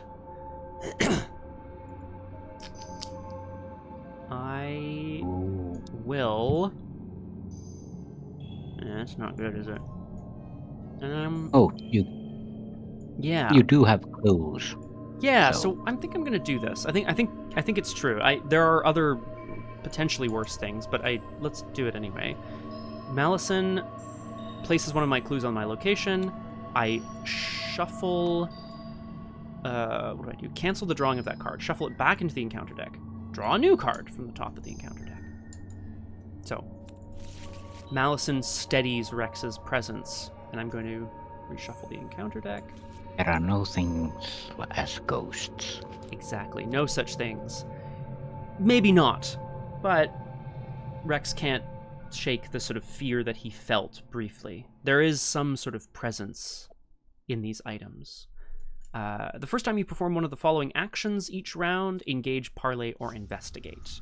That's fine. I don't think I'm going to be doing an awful lot of any of these. So I think we're okay. Phew. And in the warehouse, while Wendy is trying to avoid the security that may or may not have seen her with a book and a knife. I was going to say, yeah. Where did that girl go? She had that blade. How did this guy's legs get cut? Oh god, run. Luckily, they are aloof. Yes, true. So they can't find her yet. Yeah, even if she does have a weapon out. Yes, very true, actually. Yeah, they're still... that's a good point, actually. But yeah, the guest and security hunters, enemies lose hunter and gain aloof. Yeah. So, you are good. Phew. Yeah. We're all on the same side. Let's see what we have. Oh. Under surveillance. Well, I know. Yeah, tell me something I don't know. Put under surveillance into play in your threat area. You cannot play assets or events. Oh, that's a bad one. At the end of the round, discard under surveillance. Oh, okay. Well, that's actually fine. Okay, so just no assets or events this round because they're watching you, you see. Yeah, they are looking at Wendy like... And Wendy is inching her way towards the back door. Okay. But... do you want to go first? Because you actually have some issues. I do. I'm still tragically, desperately wishing I had some sort of plan. Some sort of plan of action, but I don't. It's really tragic. Rex, has a plan, but can't enact it right now, which is very sad. Oh well, but yeah, I'm gonna evade. I'm gonna fail because of Rex's curse, and then we're gonna go from there. It's not such a big deal. I mean, look, worst case scenario, these guys punch me a little bit, they get a little stronger. What happens? Then I just have to eventually get away from them. I'm gonna try to evade 3-2. Draw another token. Big fail. -4. Well, hey, Flower, I'm just doing my best here. I failed the test, not because of Rex's curse, but because of the tokens I drew. And you would succeed. Okay, yeah, alright. Let's go again. Woof. I really want to evade, and then... Yeah, I really want to evade and then get rid of fear of missing out if I can. Okay, let's just do it again. 3-2. +1. I would succeed, so I must reveal an additional token. Rex is like trying to duck and weave through these guys, through their various batons and dangerous looking clubs. He's trying to make his way into the warehouse where he can hopefully get the hell out of here. This is still a pass. So I don't lose Rex's curse again. And also, I just want to note that there is a resign option at the reception. Ooh! So I could get out of here. Maybe I should. Okay, specifically... Oh, God. What's more important here? I can tell you that Wendy has a plan, and there's only 2 Troll muscle left. I like it. Yes, we just need to take care of these guys. That's a good point. Yeah. So, Oh, yeah, good point, Flower. You're right. So I could, if I defeat this thrall muscle, his relic gilded skull would I could take it, and then I wouldn't be afraid of missing out anymore. But unfortunately, Rex still does not have a plan for getting rid of this guy, and I can't even investigate because it takes 2 actions to investigate. But I think I'm going to be getting rid of fear of missing out at some point, which is good.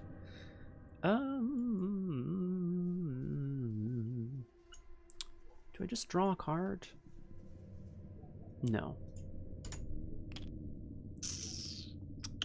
I'm trying to make sure I can help Crosshair. I think that's what I'm trying to do here. But, you know, maybe Rex is not going to be particularly helpful today. Who knows? What I want to do is get rid of Rex's curse. That's what I want to do.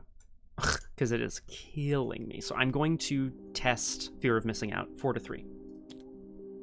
Okay, I'm currently passing. So I have to test again. Yeah, there it is. That's the one. Rex cannot shake this feeling. You know, Malison's pronouncement of ghosts aside, he cannot shake the feeling that his curse is the reason that he is being drawn to these artifacts. I'm going to shuffle Rex's curse back in. It's the end of my turn, so I'm going to test Chilling Fear, Willpower 3. I'm at 4 to 3. I would love to get rid of this, so I'm going to toss in another copy of this Malison guy. He's going to help, you know? He's really going to try to make it known that we don't need to be worried. 5 to 3. Yeah, lovely. See? It's not... No one's afraid. No one's afraid. Everything's fine. Gazillion. Okay. It start to matter when Wendy starts gathering all the items back to home. All of them? Oh. Okay. Whew. Rex managed to at least evade for now the thrall muscle. He got lost in the sort of sea of bodies that are here, although his preternatural terror of missing out on a good story is still available. Is still here. Sorry to interrupt, Crosshair. It's all you. I'll put the turn over to you. Yeah, Wendy's just gonna look around the warehouse, try the door to the auction floor, like, well, and sidestep, keeping an eye on the security who are also keeping an eye on Wendy, like, and steps out into the back alley. Oh, okay.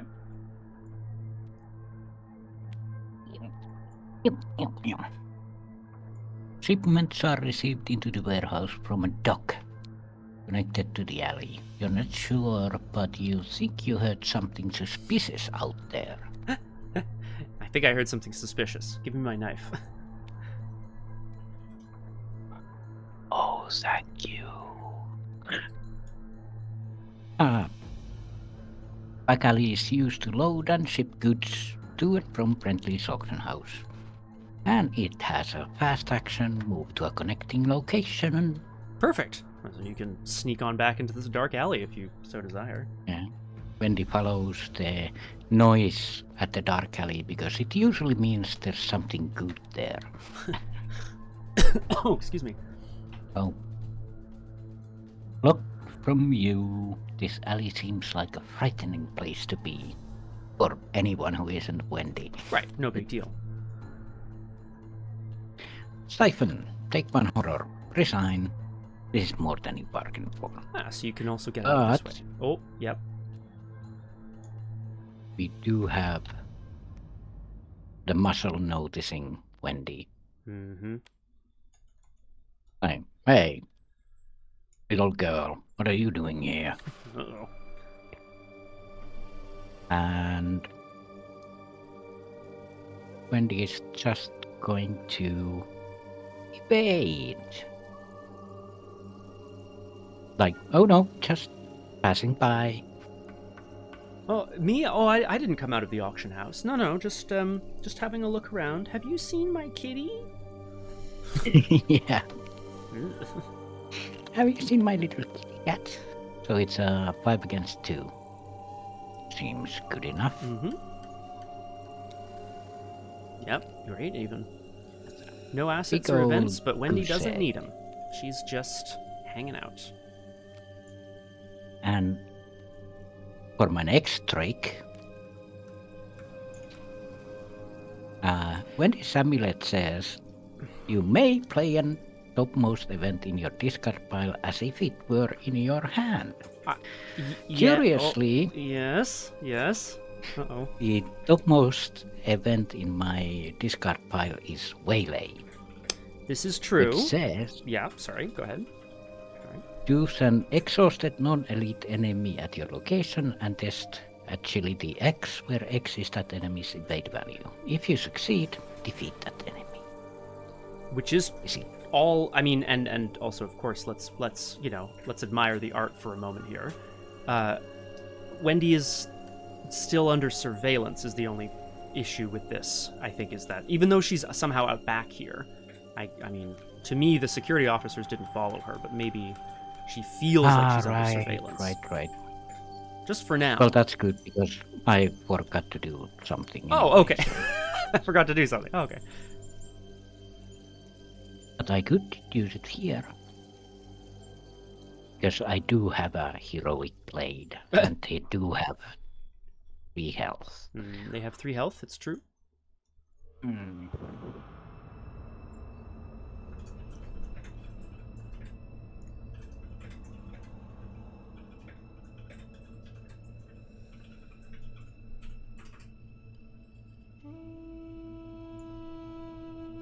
Just wondering. Well, I'm not gonna resign, that's for sure. Yeah. We still have time, yes? We seem to still have time, yeah, I would agree with that. Yeah. So I don't need to do anything. The thing is, I don't have anything to play. I can't kill them this turn. Can't even play anything because of under surveillance. But no, it's but true. they'll only engage me. Yes, correct. Yeah, he won't do any fighting or siphoning or anything. So I mean, there's cards, resources, Sanguine Lexicon, the blade. I'm just looking at all the stuff you have, but I mean, it's up to you. It's up to Wendy, I should say. Actually, let's just stab them while we're here. Oh, don't worry about me, boys. Ha! I'm just looking for my kitty. Oops! Oh, right, but I could, of course, play... Or is it... Oh, right, asset. Yeah. Can't play assets. Okay, yeah. Let's just stab one of the guys that's away from the pack of. Yeah. Take them out one by one like Batman. Yeah. I am the knight. So it's a 6 against 2 attack. 6 against 3. 3, right, okay. Yeah. Okay. Go.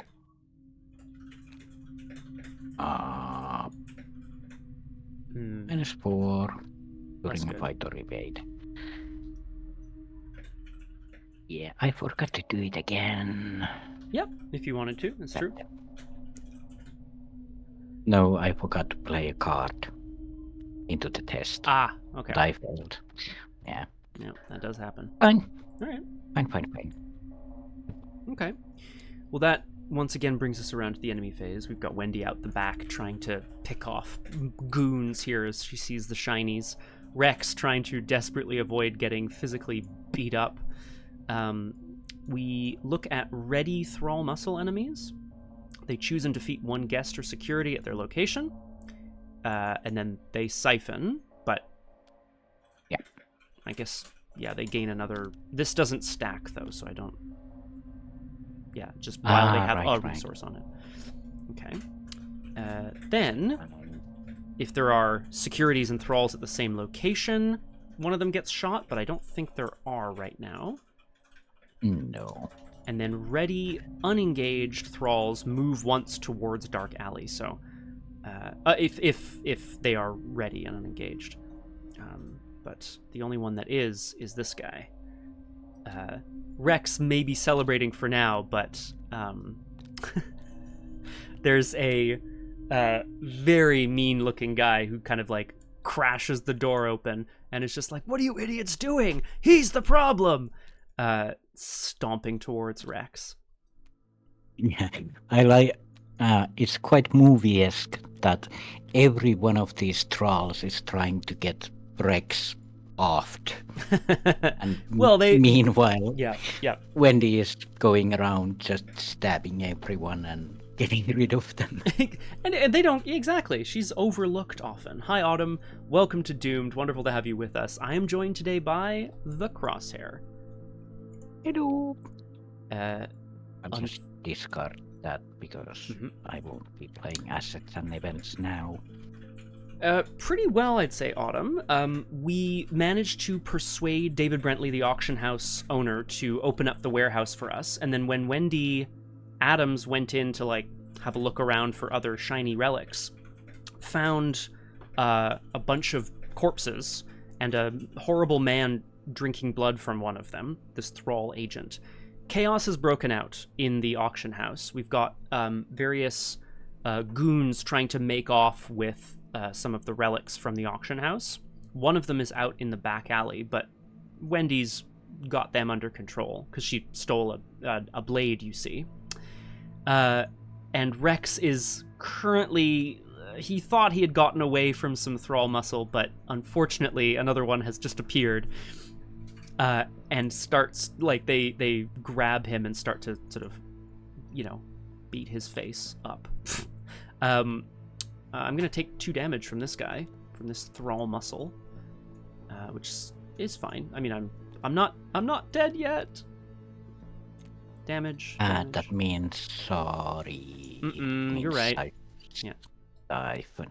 This guy also Rex sort of notices almost casually as he hears his nose crunch under the weight of a fist. It's almost like the blood flying out of his face is sort of like strengthening these guys in some way. They seem to be getting more excited by the second. Yeah, there's that. Yikes. I'm really hoping to upkeep into something valuable here. The enemy is ready, so yes, the thrall muscle noticed that one of their guys is no longer there and set their sights on Wendy like, you're in trouble now, kid. Yeah, but she's, I mean, no. Yeah, I was gonna say, oh no, don't hurt me. I don't think she's in too much trouble, really. Smiling and pulling the blade from one of them, like, oh no, somebody help them. Yeah, somebody help them, exactly. We can go to upkeep then. Yep, I knew it. It was bound to happen.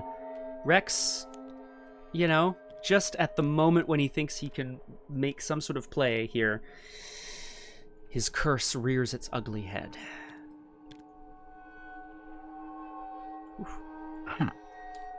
Mythos phase brings Still no draw. No bad thing. We go to 3 out of 5 doom, so we only have a couple of rounds to... Well, the objective is to make sure there are no thrall enemies in play, so either, I guess, let them get away or resign.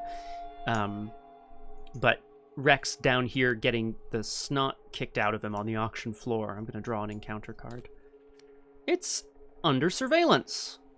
That's fine. It's not great, I'll be honest, but it's okay. He's under surveillance than on Wendy. By the thrall muscles. Yeah, better than on Wendy. Yes, I would agree with that, yeah. And in the dark alleyway, we have Vasovagal Syncope. Because of what we do? Yes, what is this? I don't know. Put it in your thread area. Vasovagal Syncope Just when you... I can't read that. The flavor text says vasovagal syncope occurs when you faint because your body reacts to certain triggers, such as the sight of blood or extreme emotional distress. Sorry, Wendy. Yeah. Yeah, this is very Wendy. Put it in your threat area. Siphon, lose 1 action. If you have no actions, discard 2 cards from your hand. And for 2 actions, discard vasovagal syncope. Okay. Yeah, she's really afraid of blood. That's for sure. Oh, yeah, that's... okay. Maybe just her own blood. Yeah, it might be that she gets too excited for blood. Because she's been stabbing quite a bit today. Very true. So she might faint because she's been having too much fun. Whee! Okay, we're back around to the investigation phase with her potential blood fainting. Did you have a plan for your turn? I'm probably mostly going to be evading over here. Well, now my plan is to evade and, waylay. Yeah, great. Yeah, waylay these guys. Get them out of here. Get them dead. Knock them dead, Wendy. I think that's the best option, because the other option is to draw 2 cards and pay for the damage. Yeah.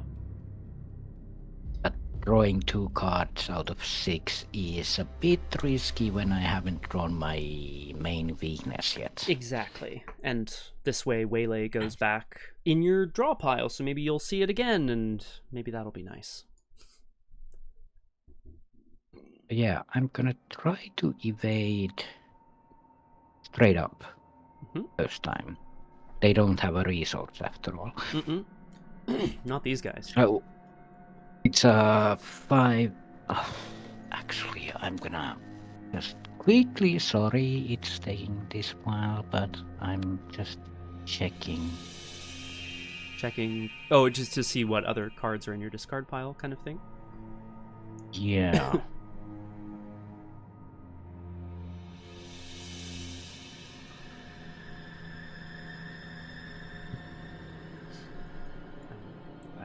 I'm going to let everyone see the glory that is the my side of the board at the same time. Rex has got a whole bunch of goons kind of attacking him here.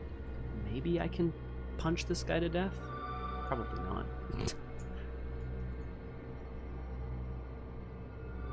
Yeah. That might actually work, but... yeah, not for now. Yeah, okay.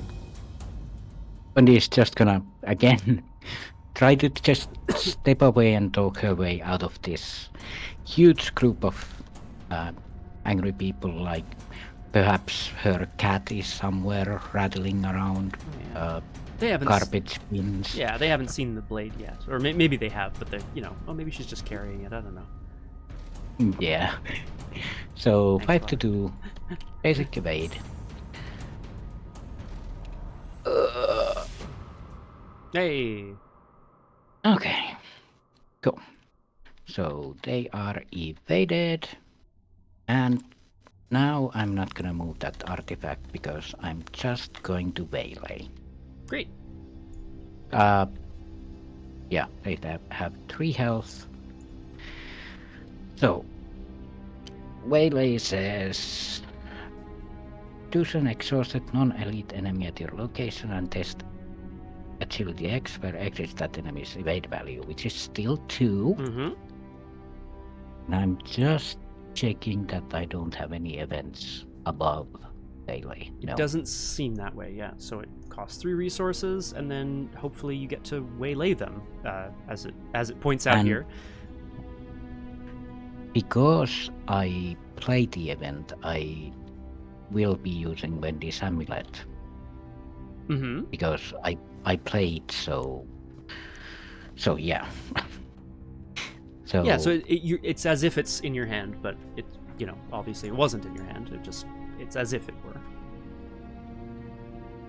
After you play an event or discard an event on play, Place it on the bottom of your deck, yeah. That's true. Yeah, so this waylay will be going in the bottom of my deck. Which is That's great. all. Yeah, no, this is perfect. And so 3 resources and hopefully a secondary evade, essentially, to sort of defeat this enemy. Yeah, and after I play waylay, I can also play live and learn. Because it's now the topmost On the card top in your of discard my- pile, yeah. Yeah. And that's not fast. No, that's less good. But yeah, That's less good. live and learn is fast, so. And I'm going to commit resourceful into this. Lovely. That's nice. So 6-2 Okay. is my reading of this. Yeah, 6-2 for the first waylay, and if I fail, I can play live and learn. Mm-hmm. Or rather. Oh, right. I don't play that yet because. Well, I It's mean, only- hopefully you don't need to. Yeah. But yeah, 6-2. 2? Yeah, 2. See? Okay. No big deal. So, okay. Waylay goes to the bottom of my deck. The enemy is defeated. It's got victory, so I'm going to toss it. It's got victory 0. Sorry, I'm going to throw it in the victory display. Right. Just so it doesn't come right. back, which is nice. And jewel adorned key. Mm-hmm. While investigating.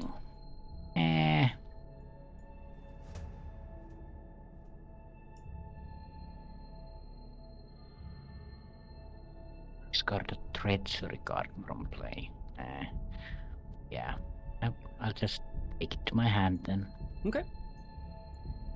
Oh yeah, I suppose you probably don't want to take a key over a Yeah. book of blood or a blade. Yeah. Yeah. Resourceful fires as well, sorry, I should say. So you can take a survivor card not named resourceful, which I think is a very funny way of putting that, and it can return to your hand. Yeah, I think there's only one card realistically that I should take. Where is it? Yeah. Survivor card. Yes. I took a survivor card. Should I show it? No, no need. I think if it makes its way back into play, I'll be curious to see what it is. Yeah, I'm sure it will. Okay. So I have an action left. I could resign. Yes, you could. Yeah. Leave me to my fate. But we are at 3 of 5. Okay, so I'll just start moving along back to the.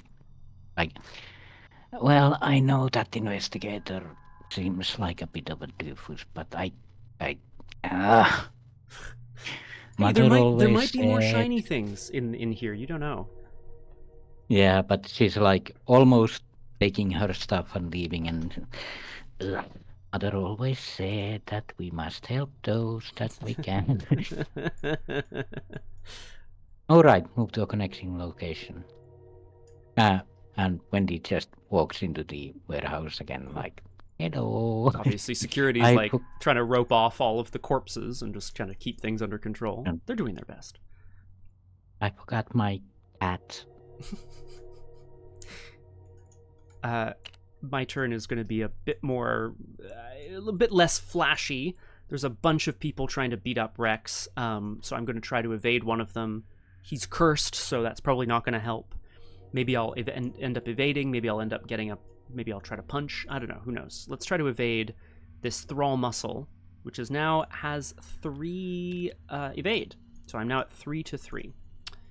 Actually, then Rex's curse is going to kill me, isn't it? It's bad news, man. I am going to commit... Sorry, I'm going to evade this Thrall Muscle, the one that doesn't have any damage on it. And I'm going to commit a couple of agility icons to go to 5-3. Yeah, let's see. -1, I have to draw another token. because of Rex's curse. He's almost managed to sneak away and hide under a chair. Boom. And they grab him and drag, like his shoe makes a horrible screeching noise on the floor. They drag him back out. Rex's curse goes back in my deck. But now I'm no longer cursed. Haha. For some reason that's exciting. I guess... I mean, I think this is a little crazy, but I'm gonna try fighting the thrall muscle that has only 1 health left. I know it's it's insane, but like I'm gonna give myself +1, so I'm at 3 to 4, and then I'm gonna give myself another +1, 4 to 4. And analysis allows me to redraw a chaos token by placing a clue. Now I only have 1 clue, so I can only do this once. But I'm gonna try to punch this guy. I'm at 4 to 4 right now. Yeah. Oh, yep. Okay, that's bad. So I'm gonna place a clue on my location and redraw the token. Cancel that token. Return it to the chaos bag. Reveal a new one. I'm looking for a 0 or better, please. No, that's pretty bad. So Rex, yeah, being Rex is a curse. I tend to agree. Does this guy have retaliate? No, that's good, at least. Oh god. Well, That's it's a little heavy. I'm not dead. I'm now 2 under to try to fight, so I'm gonna evade this thrall muscle on evens this time though. 3 to 3. It's fucking horrible. Go Rex! No, okay, that's fine. All right, so huge amounts of like anyway, just men descend on Rex and start trying to basically tear him apart. We go to the enemy phase. I don't believe there are any ready unengaged thralls, and there are no thralls at the same location as security enemies. Oh, I should have dragged them all to your location. Oh well. Yeah. And then I take 4 damage. Oof. Well, that's 3 on Rex and 1 on Malison. So Rex is really not looking good here. Oh boy. Okay. There it is. Oof. And I guess they get resources again because they siphon. But I have no other siphons, so at least there's that. And we can go to upkeep, my friend. Oh yeah. Here it comes. Yay! The card I needed earlier. I really needed this earlier, actually. Oh man. Well, okay. There's still a plan. Yeah. How was your... Oh, we don't have our trauma marked down. No, I suppose we don't. I took 2 mental trauma. Yeah, I think I did too. I think you started with 2 mental trauma, yeah. Yeah. Oh, well, you have no damage on you, so that makes sense. Yeah. Yeah, I was just... There we go. Okay, we go to 4 out of 5 doom, so this is the last round that we have. A couple of thrall muscles still trying to beat up Rex. Maybe they can survive long enough to get out of here. Maybe not. Let's see what they draw. Rex's fears are coming true as the goons attempt to pull him forcibly out of here. A gentleman pickpocket who is aloof because he's currently a guest and, you know, they're... I guess this is another guy who was working in tandem with the other pickpocket, but they're... it doesn't really matter right now. They're just trying to get out of here.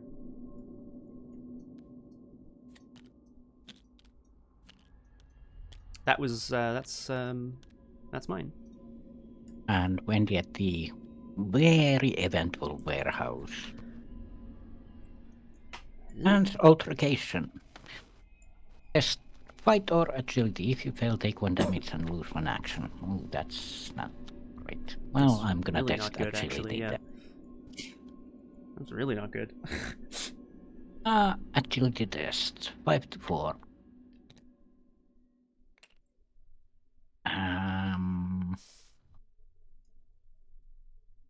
Excuse me. I'm gonna use Wendy's ability to Mhm. throw Matchbox away. Yep. Matchbox. There you go. There we go. That's why Wendy is good. There it is. Well done. And the gods start arguing about missing artifacts, and Wendy just sneaks on by. She's like, wow. Yeah. Oh, actually, I think I saw him put something in his pocket. Disappear. Okay, so I'm gonna put it to you Mm-hmm.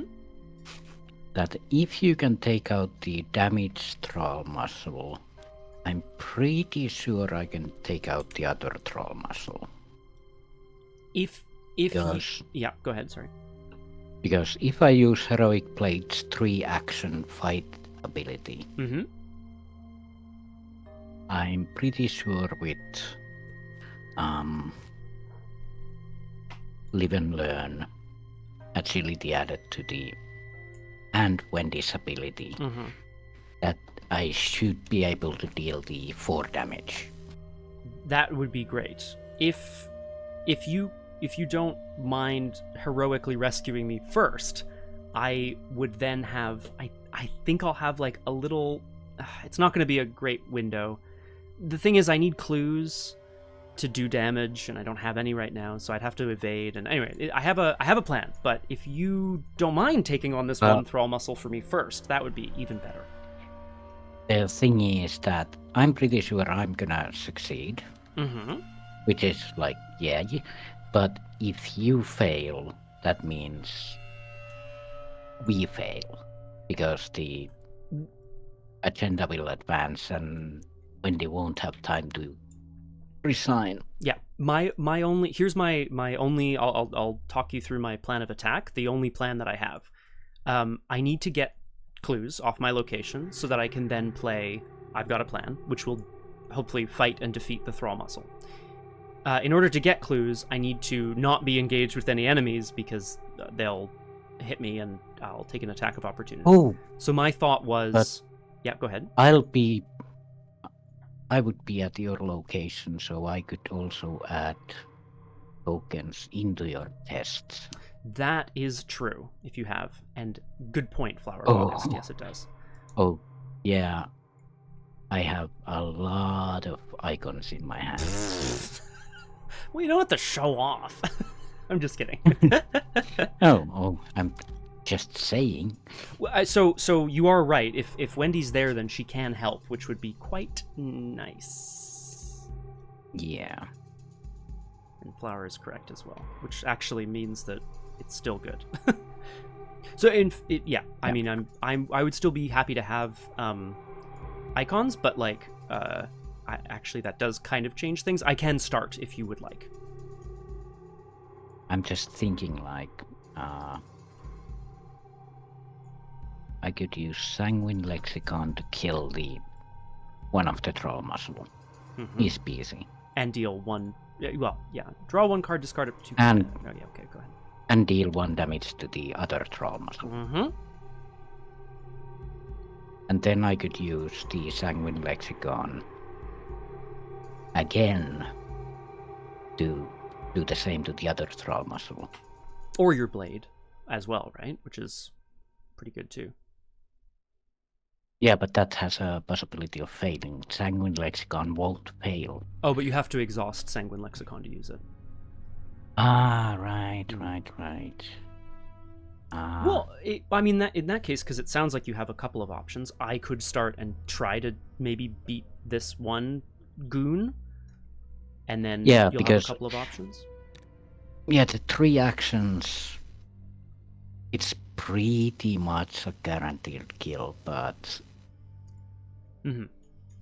I do have other options, like, because if I move in, use the Sanguine Lexicon, I can kill the other one, the Mhm. one troll muscle. Mhm. Then I have 1 action left that I could use with the Heroic Blade, and then use Live and Learn to make sure that it hits, which deals 2 damage to the other troll muscle, Mhm.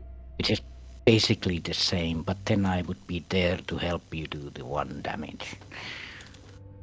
Yeah, I guess then, so the only other little wrinkle is if you attack someone engaged with me and fail, then I get sliced up. And live and learn doesn't help with that because you have to fail the test first and then it fires again. Now that said, all this said, I do think we've got good plans here. My only question is, basically, for story purposes, do you want Wendy to use her book, or should I try to get rid of my guy as best I can and then you come in and save me? What's the better story here? Yeah, because it's a guaranteed kill if Wendy goes second, but yeah, it might be a chance encounter after all. But the thing is, I can help you if I'm there, and I can guarantee a kill if I'm not there. And well, yeah. So what it sounds like is it doesn't necessarily matter. Just that, right? Like just that I have a chance to take out one of these guys, and then you'll have you'll have more options at your disposal. Yeah, because if you fail to take out the one guy, I'll move and resign. Just get out of here. Oh, rude. But yeah, but all right, well, rude but fair. Because the other option is I come in, take care of one of them. No, well then you do your other plan, which is Sanguine Lexicon, that's 2 damage, and then the Heroic Blade, and that's 2 damage. There's only 3 health between them. There's only 4 health between them, right? So I think that's doable. Oh, right, but then I can go first because I'll just kill them, but because yeah. No, so I'm asking you to take the lead on this. Go for it. There you go. Yeah, because Wendy can just walk in and take care of both of them. I like this as a way of meeting as well. Rex needs to be rescued. He's currently hiding under a chair. People are dragging him out and trying to like pummel him with sticks. Yeah. So Wendy is just going to walk in. Okay. Reading from the Sanguine Lexicon. Boys, have you heard of the blood rituals of Rilcott? Where is that? And start chanting. All right. Or rather, just talking about the recipe on how to best barbroil a steak without overheating it. Which, of course, to us sounds like horrible Latin chanting. Yeah. All right. But yeah, let's use it while we have it. Sanguine Lexicon. Exhaust Sanguine Lexicon, spend 1 blood.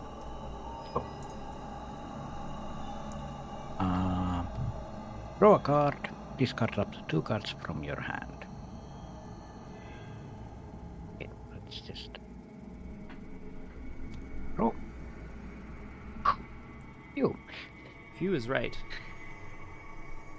And then discard up to 2 cards from your hand. For each card discarded this way, you may either gain 1 resource or spend 1 resource to deal 1 damage to an enemy at your location. For each card. So, if I discard Improvised Shield and I'll take that. I'll take that. Blood, yeah, great. And pay 2 resources. Mm-hmm. First resource goes on the trial muscle that is already damaged.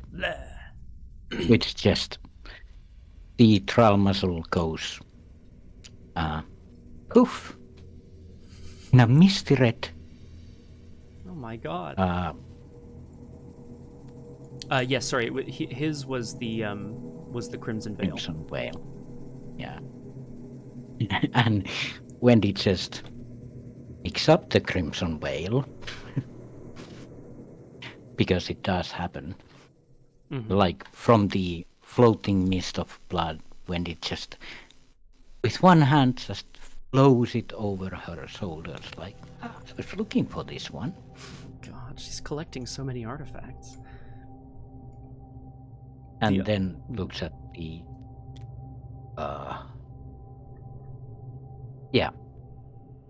some of the blood sprays onto the thrall muscles, blinding them momentarily, letting Wendy take out her heroic blade and basically, in a nondescript scene, go to town on these folks with Woof. the crimson veil flailing around. I like it. So, last action, fight. You may use agility instead of fight. And just in case, I don't think I'm gonna commit to this one. They are currently 4 combat, so it's 6 to 4 at the moment.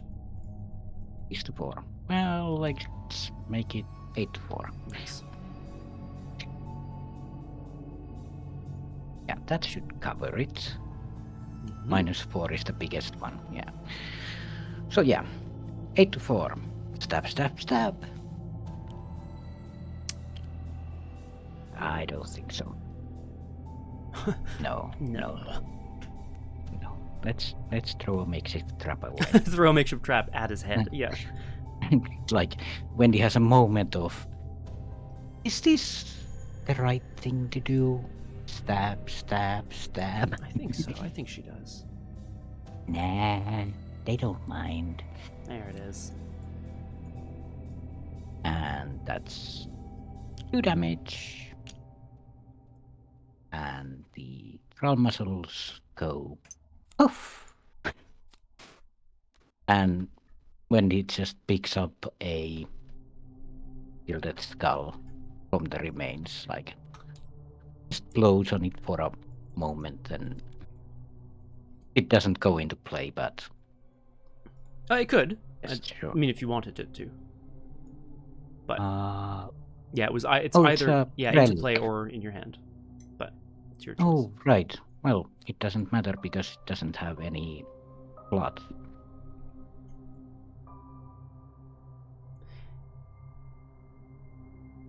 The Yeah, it's a slotless items. it does. Yeah. Well, relic. Yes, yeah, Oh, but it is- it is slotless indeed. You can only have one relic, right? No. It's I think that's just a trait. Ah, right. Yeah. There's certain slots like the oh my god, arcane slot and so on. Yeah. Actually, I didn't remember that. What Flower said. I could give the Crimson Veil to Rex because it's more useful to you. When a thrall is defeated, either add any assets to your hand or put them into play in your threat. Your hand. Yeah, it says when a thrall is defeated at your location. But like it was also defeated at my location, but it wasn't my turn. I don't know how that works. Oh, thanks. Yeah. I'll take it. It's because I don't really need that much. But you don't need the Gilded Skull because you won't be defeating enemies, I don't think. No, I don't need the blood. The Rex is absolutely flabbergasted to see this sort of young, I don't know, emo-looking girl, essentially, just breeze into the room, and with he's obviously terrified because he assumes that she's going to end his life.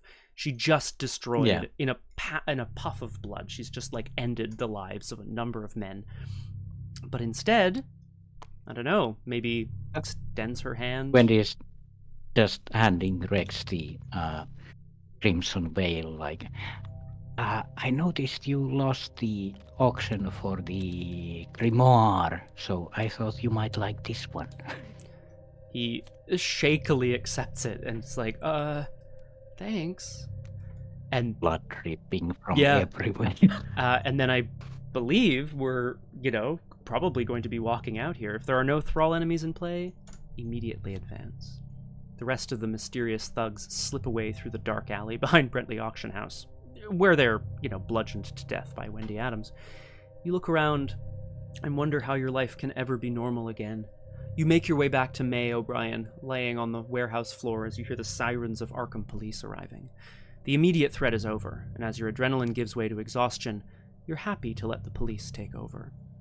Resolution 1, which I'm going to speed through here because I need to... Yeah, I'm just going to read this as quick as I can so that we can wrap up the stream here. May is motionless on the ground, blood pooling around her. A camera lays fallen beside her. You do your best to staunch the bleeding. I mean, obviously this is Rex, who's just now seeing the massacre in the warehouse, and his old friend, May O'Brien. Once you've done everything you can for May, you walk to the receiving bay and peer out into the alley. Dark clouds have gathered and rain is starting to fall in thick, heavy drops. Rain bursts off the ground, misting your clothes and skin. Who were they? Are they gone? A wave of exhaustion courses through you, and your adrenaline begins to let down. Inside the auction house, wood crates are splintered apart. Packing straw and paper is scattered across the floor, blood soaking into them from pools near the bodies of security guards and auction attendees. Many of the relics of the von Schreiber estate are gone, taken before you discovered the theft, but you were able to intercede, and several boxes still line the wall untouched. You're contemplating what dark madness could lead to such violence when the police arrive. Medics rush in and you call to them, directing them to May. The Arkham police lead you back through the building. You, Rex. I don't know if maybe Wendy's just trailing behind. I don't know. Yeah, Wendy is just gone. Damn. You feel a sudden chill raise goosebumps on your skin. Looking over the bodies strewn across the floor, the man with the burning eyes is not among them. You struggle against the grip of the police, which of course we see with the camera, but Rex doesn't know that. You struggle against the grip of your police escort, but they are focused on clearing the building. As you try to explain, a heavy-set man with a thick mustache cuts you off. Save it for the detective. The auction floor is covered in dropped food and broken champagne flutes. The street outside is empty now except for the authorities. The beautiful black automobiles have dispersed. An officer opens an umbrella and leads you into the back of a patrol car. Classic cursed Rex, getting arrested for nothing of his doing. He didn't do anything. And Wendy is just at the stairs with holding a cat and waving to Rex. Yeah, and he's just watching her drive by. Hours later, you're talking with Detective Cutter at the police headquarters. You patiently answer Resolution 4. You patiently answer the questions from the detective. You've never seen these men before? You wearily shake your head. And your ticket. You didn't pay for it.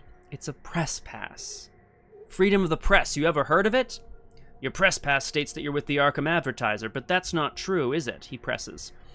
I'm a friend of May O'Brien. She's with the Advertiser. I was there to lend her a hand. Now, Rex is downplaying his association with the Arkham Advertiser because, of course, the one time he goes to do a gossip column, people end up dead.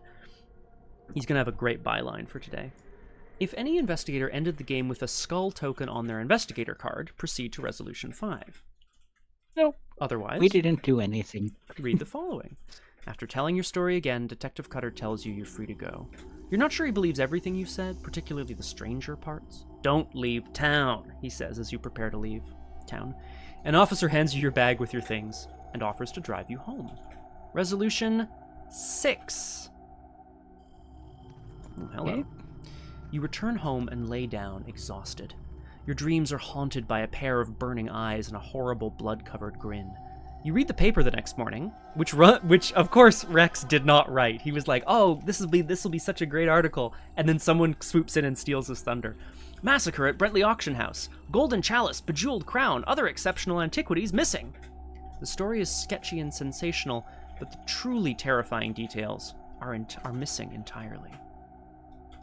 If any investigator ended the game with a skull token, add a skull token to the chaos bag, but we didn't. If a thrall escaped or was in play at the end of the game, add a cultist to the bag. Also not true, which is fabulous. If an investigator controls the Brentley staff key, record that you have a Brentley staff key, but we did not in the end. No. Each investigator may choose to keep or donate each auction card they obtained during the scenario. Investigators may add each auction card they keep to their deck. For each donated auction card, choose an investigator to get 1 additional experience. Maximum 1 per investigator. Interesting. And then each investigator earns experience equal to victory X, and then there's an interlude, and we'll get there when we get there. Yeah. But so basically, we can trade one of these several things. Relic items, yeah. Yeah. Where did I put the totem? It was over here. Did you put it in your disc? There it is. There was also the Yeah, I added the... Oh, there it is. Yes, great. Same. All right, Wendy, you've got 6 relics. Are you keeping them all? Relic. I God, do Wendy. like the experience, but I don't think I need...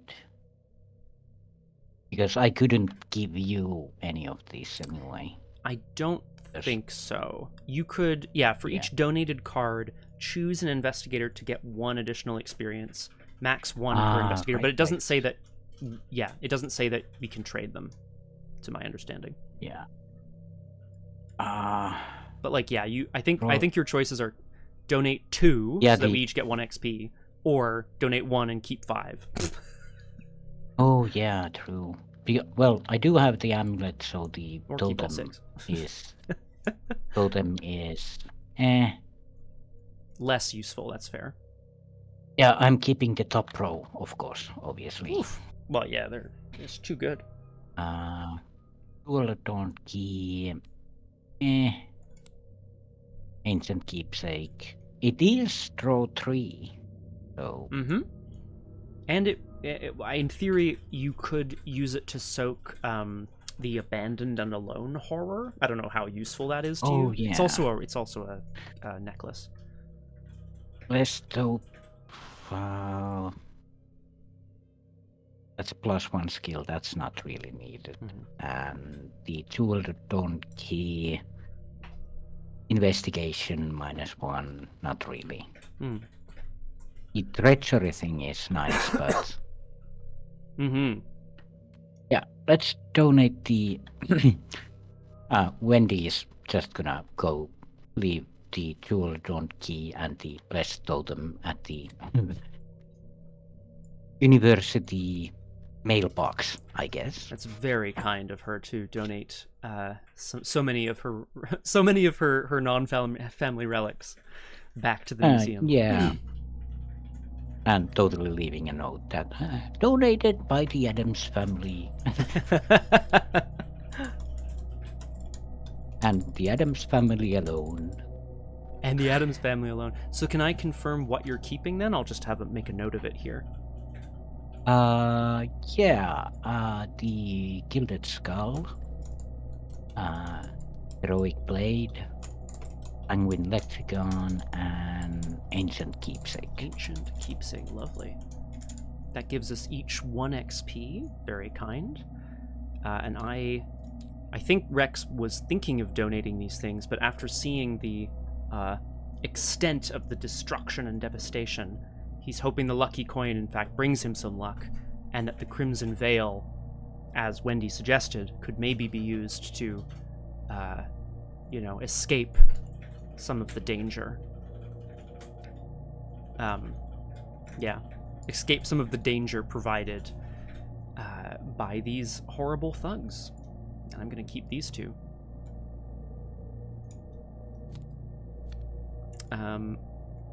That is the... and then... So that's 1 XP each, as well as our victory display, our various XP. Yeah. Which mostly, I think, Wendy helped. Who's counting? But yes, for sure. Rex cleared out the proprietor's office and found some notes about the Von Schreiber estate. Yeah, and Wendy cleared the viewing room of all artifacts and stuff. And also, spoke to a couple of very kind people and spoke to a thrall agent. Yeah, and spoke to 3 troll muscles. Mm-hmm. Yeah, these guys are all victory 0, tragically, but at least they're just not, So at least there's, which I believe means we get 6 XP each total. From 1. 5 total. 5 plus 1 each. Yeah, is 6. Yeah. Like 6 from 1 scenario is... I see what you mean, from 1 scenario. Yeah, no, we're doing great. And there is an interlude, but I'm seeing that it's quite long, so I'm going to suggest that we will start our next session with Interlude 1, and hopefully there's no, deck building changes that are created there, but that will be the plan for next time. Which brings us to the end of Souls of Darkness Scenario 1, Paid in Blood. It did indeed come down to the wire. Although I gotta say, Wendy Adams with a agility blade is pretty nice. I have to say, I wasn't planning on making a combat survivor, but stuff happened. Well, when life gives you lemons, right? Yeah. Plus now, I mean, the thing is now she has to like dig it out of a bag, right? If she wants to use it again, which just means finding it, and that's life. That'll, but she has other options. She's been very good at hiding from people. She waylaid one of those groups of folks. Lots of blood has been paid, which is pretty sweet. I didn't get to play it. What was the card? Thermos. Thermos. Oh, okay. It's so true. Obviously. Of course it was. I don't know why I was thinking it would be anything else. Fantastic. I just have to check. I have 5 cards left. Nope. Fairy tales. There it is. There it is. Abandoned and alone. Which is, of course, devastating if, as you pointed out, if you've gotten to this point in the scenario and everything is in your discard pile.